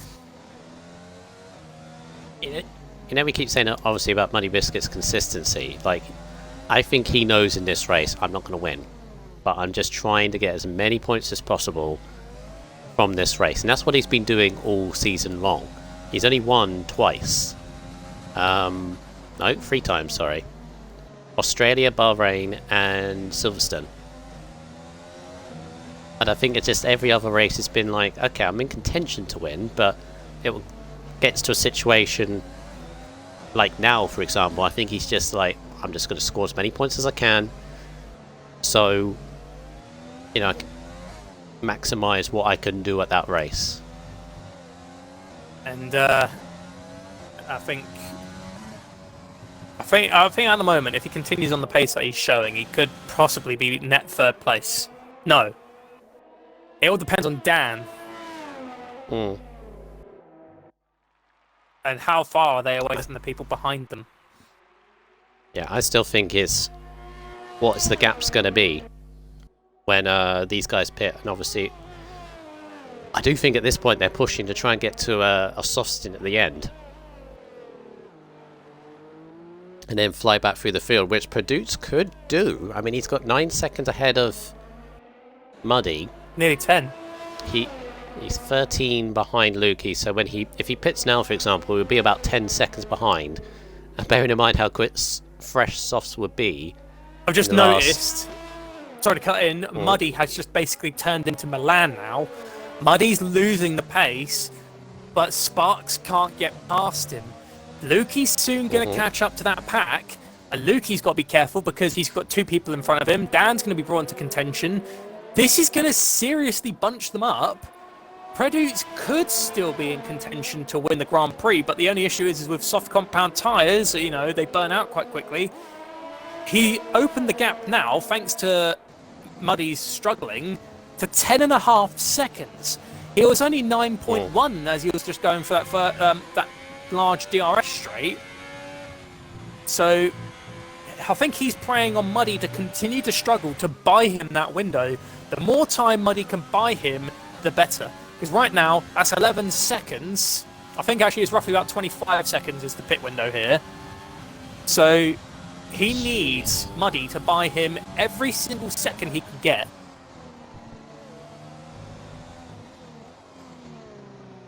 Yeah, Muddy's kind of in a sort of rhythm at the moment. Predux is still pushing as hard as he can. He's that lap, he was 1.5 seconds quicker than Muddy Biscuit. He seems to struggle, Muddy Biscuit, though. He just lost those. Yeah, Muddy Biscuit ain't no slouch. So I think it's the corners really is where Predux is making the pace, but in the straights, I think that's more Muddy's ball game. There's Lukey. He's now catching up to these two. He's obviously hoping, I think, that these two pit soon or don't hold him up too much. He's still got to worry about Predux, to be honest. That's around this gap's kind of stabilizing between the two. And Draco's soon going to join in this battle because Lukey will join it, and if he's stuck, Dan will then join, and if he's stuck, Draco will then join. The pack's just going to completely reform if Muddy continues to hold him up, but Muddy has just closed the gap by a small margin, but then, as I said, he's straight back up to 11 seconds in terms of the delta. I'm good, Hippo, by the way. I saw he's saying, how is everyone doing? I'm good. I'm all good as well, enjoying a very entertaining race, wondering what the strategy is going to be like. Yeah, I think Predux is pushing out those hards as long as he physically can push them, and then softs, because I think softs don't last around here. Yeah, and Lukey is now with these two, who have been dueling for like the last 10 laps or so, and he loses the car. Return 3. Which we've seen him do a lot, but he seems to be able to catch it, which is good. But this is going to be key for this race now, is how much time he's going to lose behind these two. Oh, Lukey, Inoki and Muddy gets a massive block up. Going out the end of that corner there. And now here comes the train. I think the wear of these hards is starting to show. Lukey has got the advantage with 12 laps, fresher tyres. How can Sparks and Muddy hold though? The only thing buying Sparks that little reprieve is Lukey's DRS. Lukey's on him already. Gonna get a look. Oh, Sparks pushing out his elbows there like Senna on Mansell. It was that defence is literally just on the limit of is he moving in the braking zone? Just on the limit. It was just about alright, but it's not what Lukey needs. He's like, I want to get past these guys here. I don't need a little Sparks who's going to defend really hard for this. But of course, the little Sparks is just racing his own race. Can the hards go to the end? I don't think they can. Again, if they can, they'll be horrible like the last 5-6 laps. Depends how good your new tyre wear. Like, for example, I think Muddy Biscuit potentially could, because we know how good he is on his tyres. But is it really going to be worth it? He's going to have Dan and Draco on him. Once, I say once, if Lukey get by him as well. Oh my god, they're so close! This is intense battling. Dan's closed the gap to 2.5 seconds now. Dan is arriving on the scene. And he's going to be having a little sniff at this action. If anything, Lukey needs to get this done after the hairpin. Get a good exit out of here. Then use your ERS, because Little Sparks has a bit. Here comes Lukey. This is a second chance. How Sparks going to defend it this time? Lukey goes to the feint up the inside. Oh no! Lukey's gone and binned it. He's got no damage, but oh my gosh, I think he just got so sick of sitting behind Little Sparks' car. And that has just compromised Lukey's chances of possibly winning the Grand Prix. And that has done wonders for Predukes.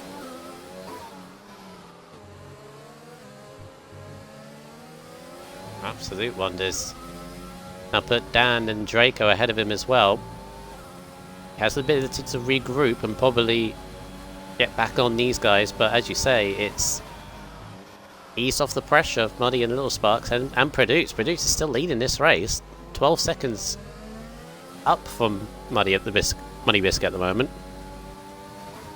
Patience is definitely a virtue, and unfortunately with Lukey, I think just as we said earlier, in terms of the whole endurance aspect of this racing, but before we go on that, Draco. Oh, on the inside, Dan tries to cover him off, but Draco with the fresh tyres easily cuts by, gets into 4th place, currently net P3.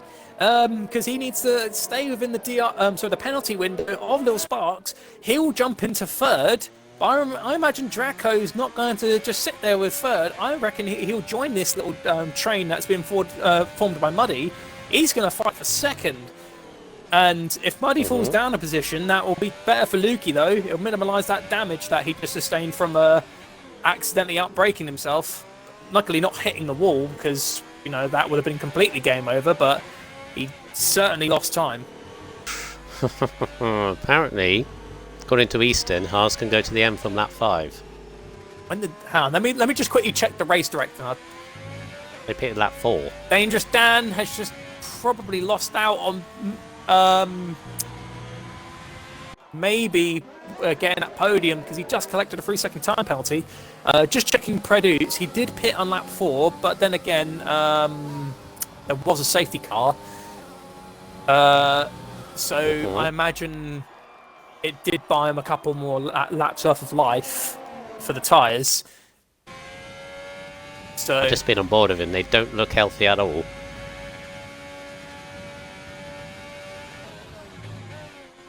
And that all produce before turning into early as well. The last lap he did was a 1:41, and Draco, for example, was a 1:39, and he's on the move. Now Draco's in the same position as Lukey. He's got to find a way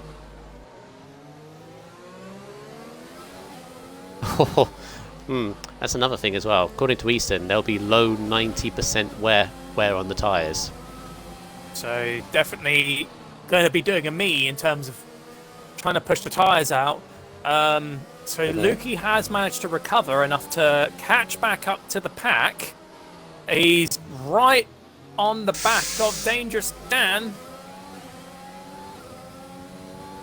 Racco, meanwhile, he's not close enough. He's back in. He's in Lukey's position now, wanting to get past Sparks. Yeah, and the thing with Easton saying they'll be low 90%, basically you can get a puncher anywhere north of 75%. So this is a huge gamble for Produce, Muddy and Little Sparks. They're definitely going to the end. They would have pit by now. Produce has the gap, but they can drop off just so suddenly. And if Draco can get by Little Sparks and Muddy, which still can't find a way by. I'm impressed with Muddy and Little Sparks holding all these guys back. Yeah, this is going to be very, very difficult because this is basically the battle for second.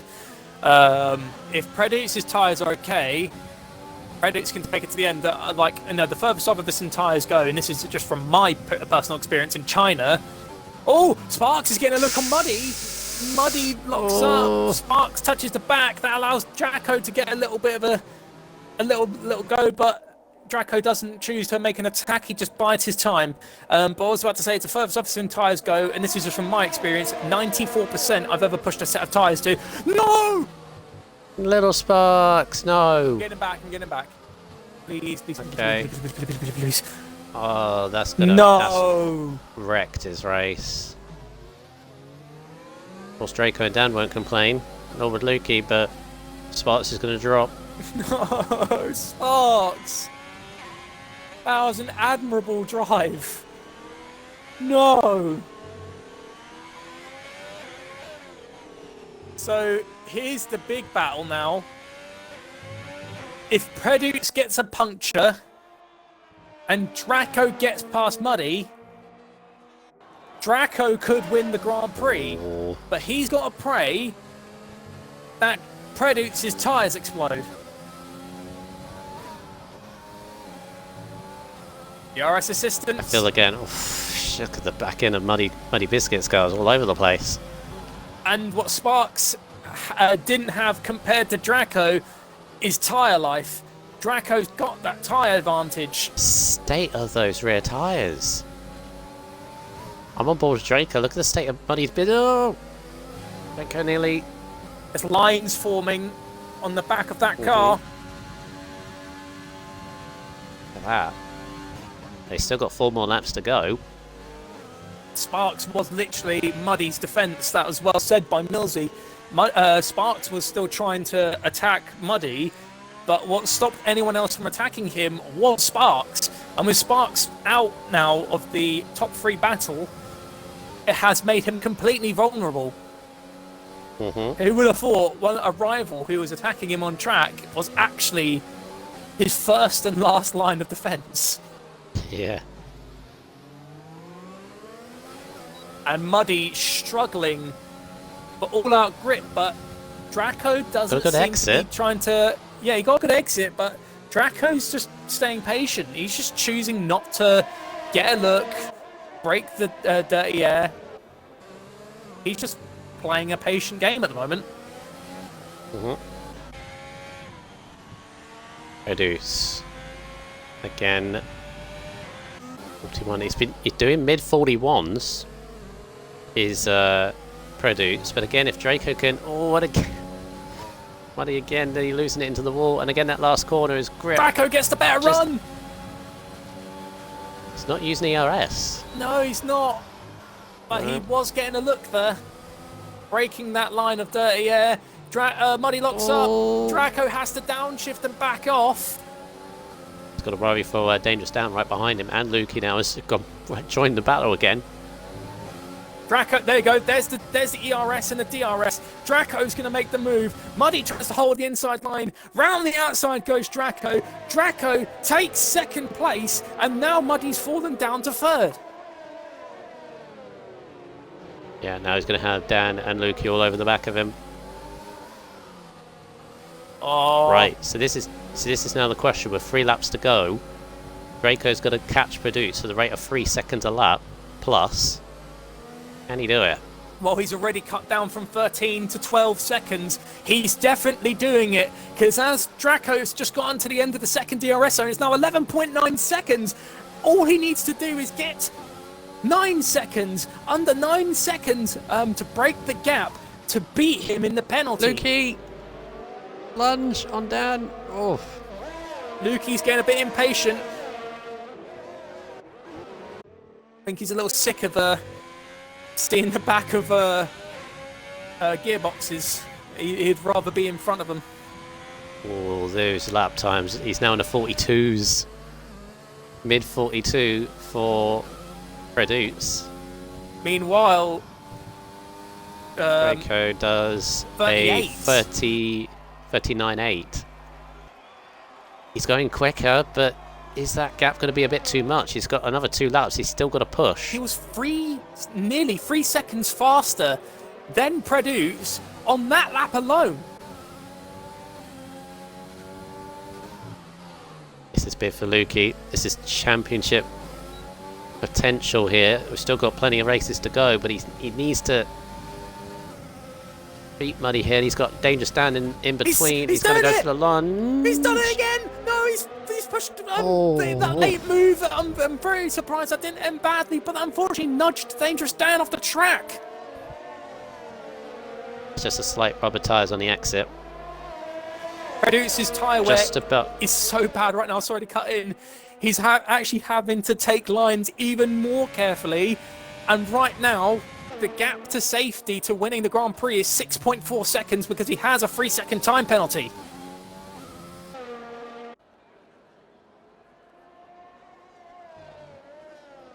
Draco's got to continue to push. He cannot ease off his pace at any point. The moment he eases, it's game over. Mm-hmm. If he collects damage, Meanwhile, it's game over.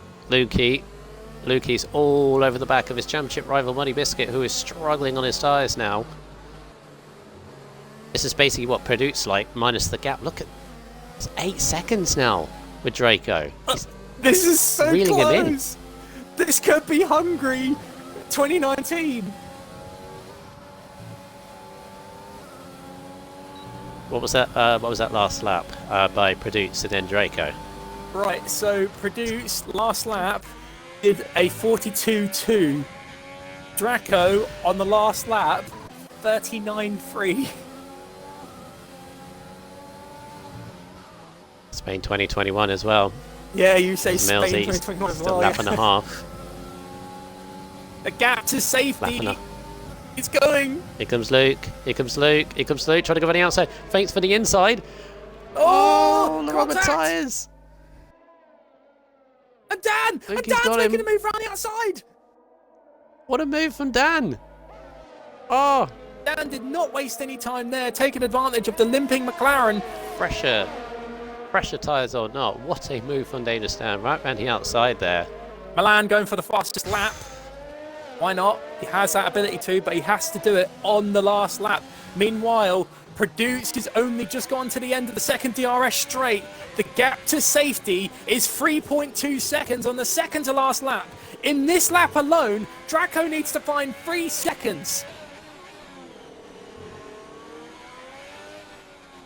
So going on lap in a bit. And of course, at any point, Produce tyre can go. It could. And that's the scary part. The final lap of the Singapore Grand Prix in RSF1 Season 4. Produce crosses the line and begins the final lap. Meanwhile, the gap between himself and Draco for the battle for the lead is under 2 seconds. It's getting ever so closer. That was... I think Draco might have it as long as he doesn't get a penalty. That was 3 seconds on that lap alone. 1.6. 1.5. I think Draco's got it. I think he's got it. He has to Got to rely keep going. on Draco to make a mistake to Or buy get a him. pen. Oh, the nasty lockup there from Draco, but it doesn't seem to have affected that much. He actually found a lot of time thanks to that lockup. 1.1. Michael, 1.1, the closest battle we've ever seen in terms of a championship battle. I don't think Draco's ever won a Grand Prix before. No, he has. He won in Belgium. Sorry. Well, he's going to be going for a second win, but this is going to be a truly superlative drive. The gap to safety for Produce to win is 6 tenths. And there he is. I'm amazed they haven't pulled, but he's still got to find half a second in this last sector. They're both pushing. This is so close. Produce is probably going to try and push now. 3 tenths of a second. Ooh. It's like a tenth every corner, but is there enough corners? I think he's got it. Here we go. On board with Produce. 1.1. He goes round the final corner. Wins the Singapore Grand Prix, but Draco round the final corner. He does it. He takes the win in Singapore. Oh, 3 tenths of a second. What a drive. Fastest lap to boot on that last lap. And Lukey driver of the third, day, in my Muddy. opinion, as well. Yeah, Muddy hangs on actually within 3 seconds of Dan, so actually gets 4th out of all that.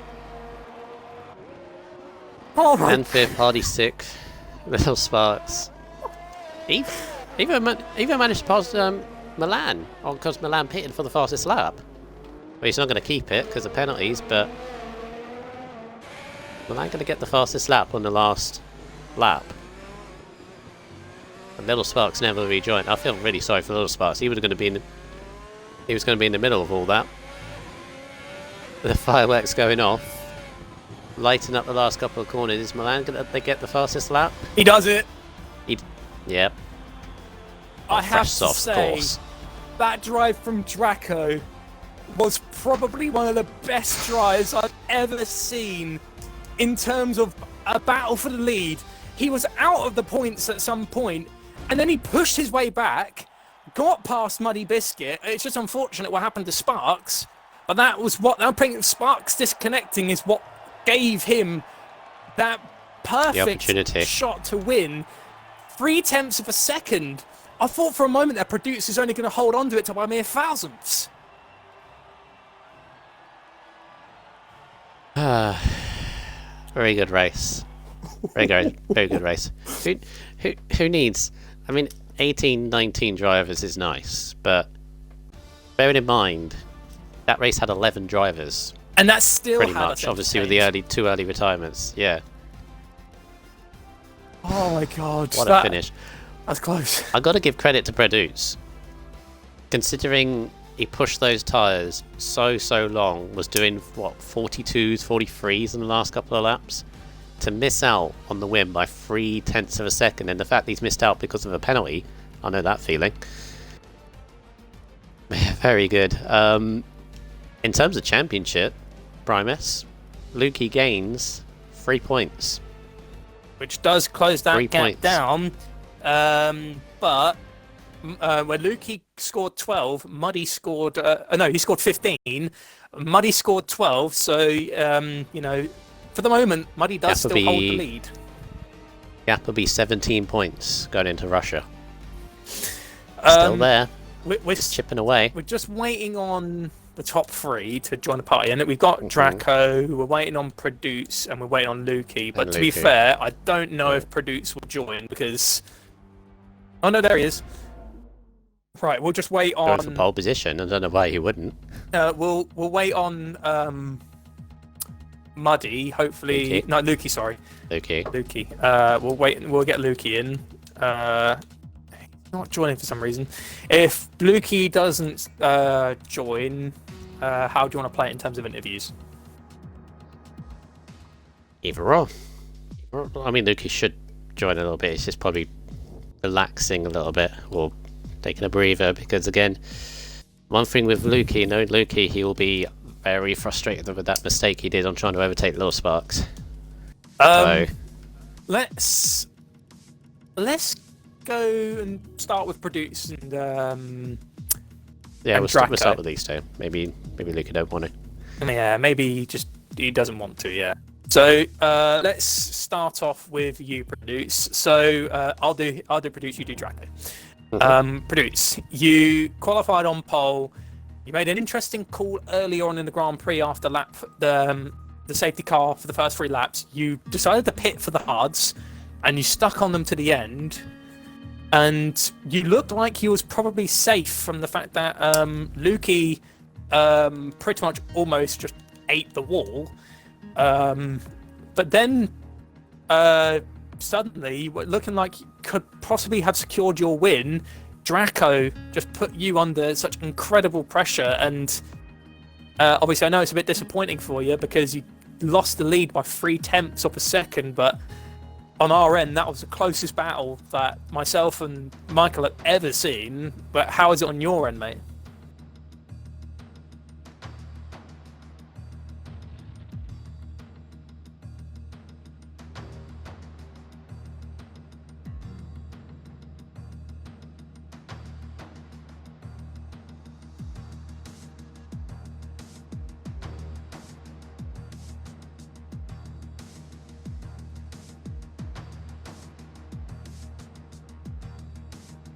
Yeah, it was unlucky for the fact that you did get that penalty, but your pace still was really good because after you pitted onto those hards, you started to fly up through the grid. You showed really, really good consistency, and obviously I know you did want to take the win today, but after a very confusing and intense battle, especially the fact that the pack backed up so much behind Milan at first, and we was actually feeling bad for you because you had the fresh hards versus their warm mediums, but you was under pressure from people behind. You had them slowing you up in front.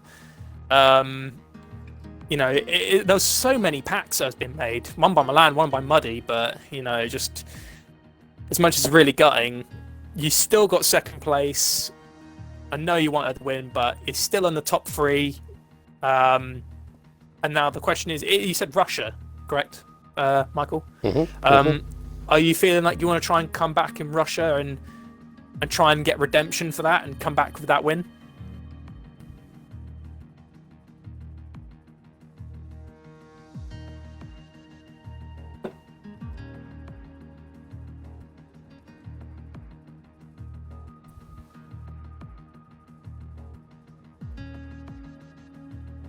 Right, so well, you drove admirably and struggled on that strategy, but you still managed to get second. So well done on a truly stellar drive, mate. And hopefully in Russia, I know it's not your strongest track, but hopefully in Russia you get a little bit of redemption. But yeah, second place for today. And now I'm going to pass it over to Michael in the interview with Draco. Okay. I'd still be happy with second, personally, Produce, but I know he's obviously frustrated. I think he'll look back. He will be happy. Yeah, I know his pain too. I lost the win in Monza. I started on pole and I made a mistake and jump in the start, and I went down to last on my first lap, and I came back second. I think it's just the fact that the win was there, and he could taste it, but he just couldn't get it. Anyways, I'll let you go on with Draco. Okay. Of course, you're not ABE Draco. You're MSC Draco now. You changed your clan tag since the last time I saw you. Yes. Wow, what a race from yourself. Obviously, at one point you were outside the points. You and your teammate Magic Mark were having a bit of troubles. Obviously, safety car kind of brought you back into the race, and that's when you started to chip your way through the field one by one, and found yourself obviously with your strategy behind Little Sparks, Muddy Biscuit. Obviously, very, very unfortunate for Little Sparks to disconnect at that time because we'll never know where he would have been. But it seemed to be the key moment because then you could attack Muddy Biscuit and then eventually attack the leader, and only just getting it on the last lap by 0.3 of a second. Did you realise the situation once you got past Muddy Biscuit with the leader? Oh, what a race. That's the best drive I've ever done. I don't know how I did that. But yeah, once I got past Muddy, I just thought, yeah, there's no way I'm gonna catch him, so just kept on with my pace, and once I put on those hards in the pits, I just went for quali laps the whole way, like just pushing as much as I could. And then I saw the gap just go down every lap, like a second nearly every lap. So then I thought, oh, maybe I can do about this. 3 seconds sometimes. Yeah. So yeah, I don't know what to say. I'm just so happy. Started P10, invalidating that lap in Q1. Just no hope. But yeah, that pace with the hards was just amazing. Yeah, definitely very, very solid race pace. And as I said, you were picking your way through the field one by one. Pretty good overtakes as well. Yeah, that last lap, did you reckon you could catch him on that last lap? Because as I said, you were catching him like 3 seconds a lap at one point. And that last lap, obviously the gap was still coming down, but wasn't coming down as like quickly as before. And obviously that feeling to suddenly cross the line and beat him by 0.3 of a second was really good. And it also picks up your second win in your 5th race, I believe. So yeah, definitely doing a good first impression already. Yeah, I really wanted to come back, and after Italy getting wing damage in the final laps, just was really disappointed about that. So yeah, just so happy. I don't know what to say. I'm just, what a race. Yeah, very, very good. As I said, similar to Badoots, you obviously joined the championship late. It's just the way it goes sometimes, obviously, but at this point you're just building a reputation, getting yourself embedded into the league, setting yourself at home, basically, before we move on to the next game, obviously. Russia next. A track that some people kind of like, some people kind of don't like, some people used to like, don't like it now on this game. What is your thoughts around Russia?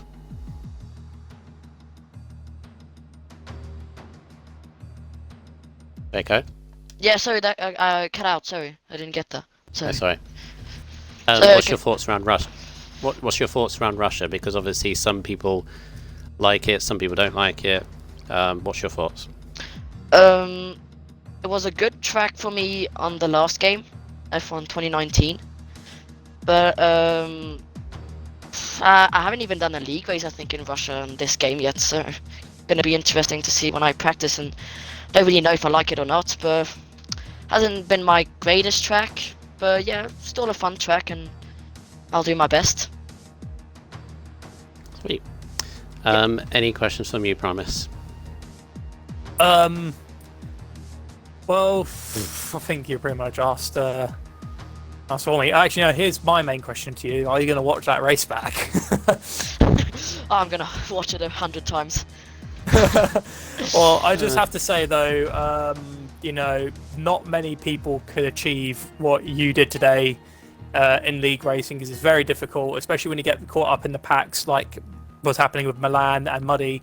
But today, you managed to fight your way through that, and you stand on top now. So all I can say is very well done, mate, on a superlative drive, and enjoy this one. Oh, thank you. I appreciate that. All right, and that was an interesting one today, Michael. I have to say, considering it was 13 drivers, I had a little bit of I was disappointed. I was thinking, oh, this is going to be a meh Grand Prix. I am very proud to be humbled. That was a very intriguing Grand Prix. It had everything. Obviously, the wet qualifying and dry tyres on the very last lap of that session. The race as well, with the different strategies going on. Definitely very good. In terms of, as I said, in terms of the championship, Lukey's just, obviously I would much rather be talking to him, but he's slightly chipping away. And something I have just noticed, Primus, in terms of like race results, that's the 3rd time in a row that Lukey has only beaten Muddy by a place. In the last 3 races, he's only beaten him by a place. How many races have we got left now? 6. Question is can Lukey either keep doing that keep chipping away at Muddy's lead, or is Muddy's luck going to turn and he's going to pull away? I mean, we'll only have to find out next time. All it takes is one race. All it takes is one race, and I'm not trying to bring down Muddy Biscuit at all, because I love his consistency and his attitude that he's going by this championship. He's picking up the best points he can of each race, but all it's going to take is one race where things don't go the way. Could happen next week in Russia at turn 1. He could have someone who just mistimes his brakes and goes into him and he's out. He almost had and that Luke, today he goes in on Sparks. Yeah, and then Luke, he goes on to win. And all of a sudden, Lukey has that advantage. Really does depend, these last 6 tracks, are they good ones for our 2 championship contenders? If they're both even, and again, Lukey just chips away, it could get to Abu Dhabi and we could have a finale where it's just the 2 of them. Milan is still there. Didn't have a easy, had a pretty difficult race actually, Milan, so he's going to come back fighting. And again, a win for Milan and no points for the other 2, and all of a sudden he's back in it as well. So very intriguing stuff. Very intriguing stuff. And Mason Dunk, who obviously used to commentate with you, Primus, should be back next week, so on. So last time I'm doing F2 for a while. Yeah, I'll probably do it once or twice. It's the way things go. Well, I'll be here if you do come back to have a little session on commentating. But yeah, that was a very entertaining one. 13 cars didn't lack for action, I'll tell you that. No, definitely very good. And as we mentioned, F2 will be back for the Russian Grand Prix next Sunday. As for the rest of the week, we got Singapore for the rest of the week. It's still got the other divisions to do. F3 is tomorrow, where the championship battle has heated up dramatically ever since the unfortunate leaving of Sainz. Completely opened up that championship to see how they can do around the streets of Singapore next time out tomorrow. The F5 division, I won't be there because I'm working. Don't know who is streaming at that point, but someone will definitely. Do not worry, because you've got obviously the F5 championship with Andy Yuskin, Raikkonen closing in, and you've got Tacticals as well as McCracken and Tennis going in there as well, so all good stuff. The F1 division, where Corey Marshall is pretty much at a point where it's a case of when, not if, that he's going to win F1 at this point, so we're just waiting for that moment. Of course, we'll be ready and waiting on the Wednesdays.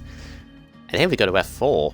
And where do we start with F4, Primus? The closest championship by a mile, with like 30 points covering the top 6. So yeah, myself, the Racing Points, Mason, Button, and soon my teammate. Doing your team, old Manzi, yeah, as well. I think he's gotten back into contention. It's definitely one of the closest championship battles I've ever been in.